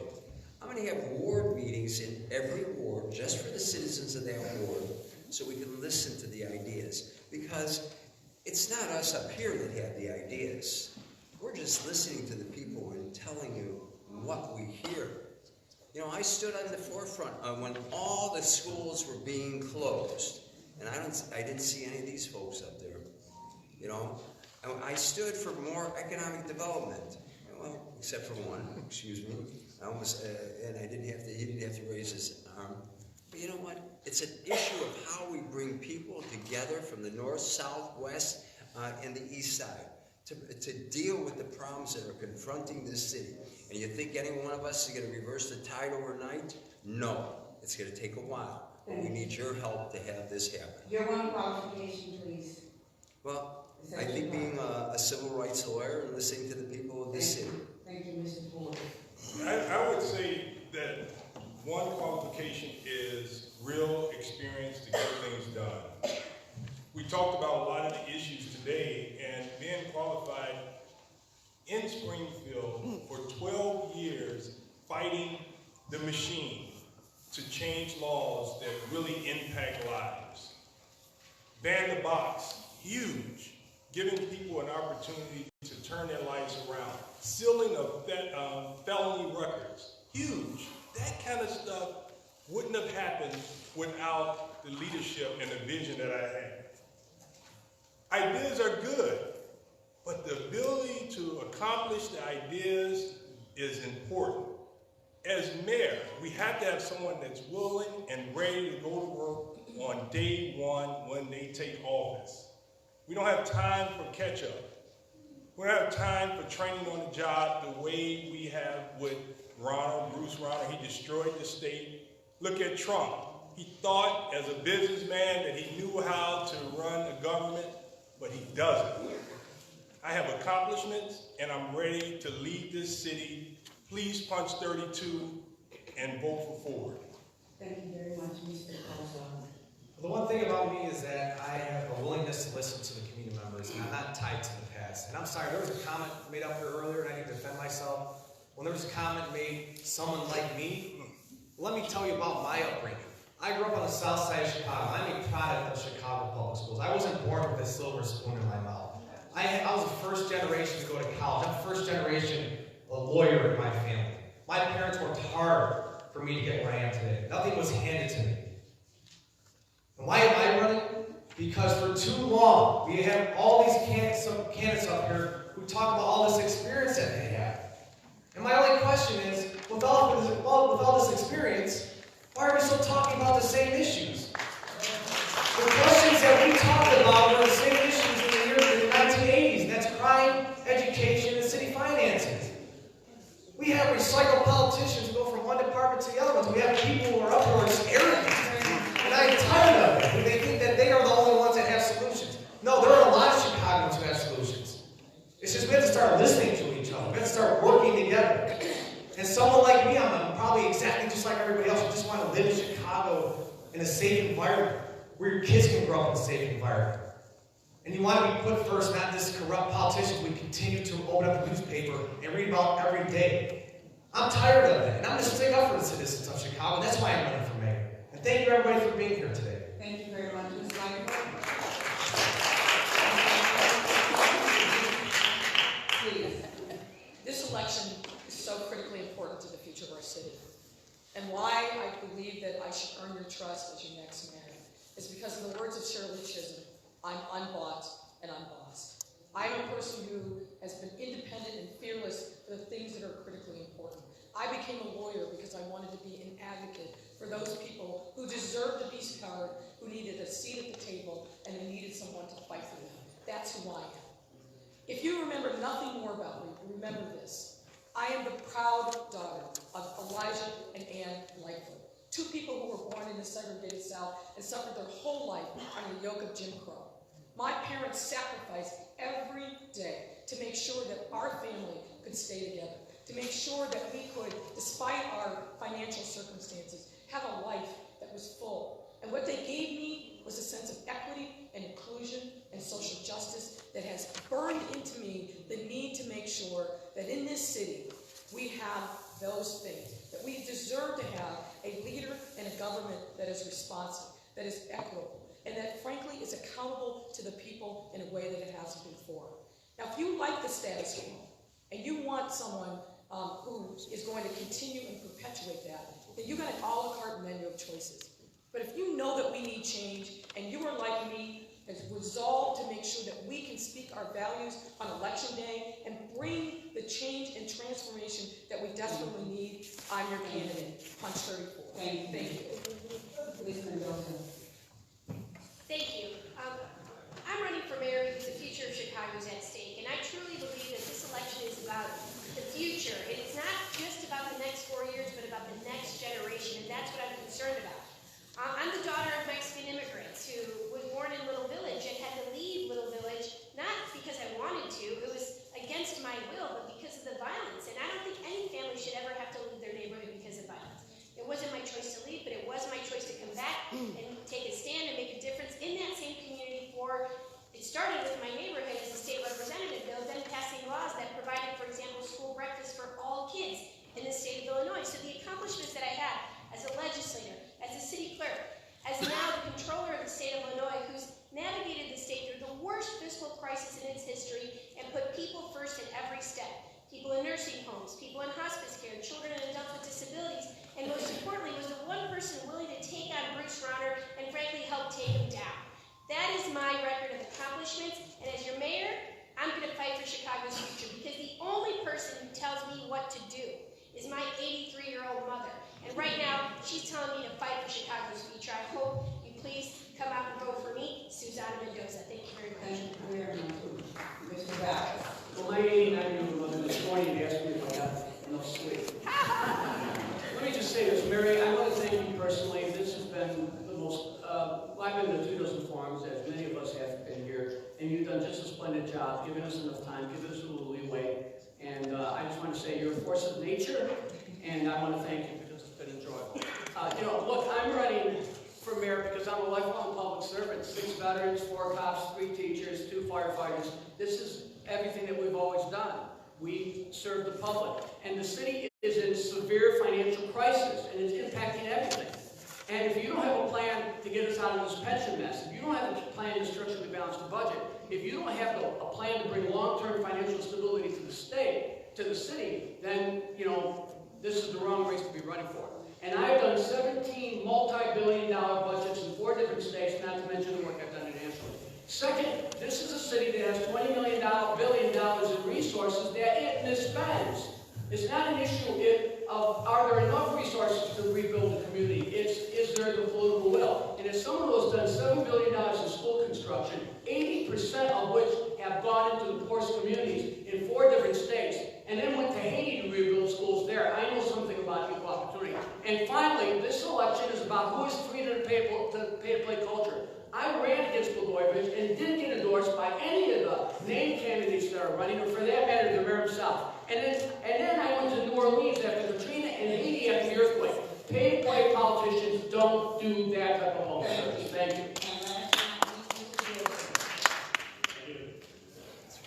And then all the people guys, all that same family. That's each one who is here. Just know, we know not what we say or what we do. But you say your name that you be lifted up on the earth. If you draw all things unto you. And we must lift you up, O Lord, that we may see the way. We must trust in you, Lord. And we will let you guide us and be with us. We thank you for your grace and your mercy. Now, as we get ready to leave here and drive home, let us not say we go by our own self, to the Lord, but you who drove us there. And we thank you. Bless the pastor, great lady of the church. Bless Dr. Mary Bishop for hosting this, and bless all those who's up here who said the wrong thing, and that we might not know.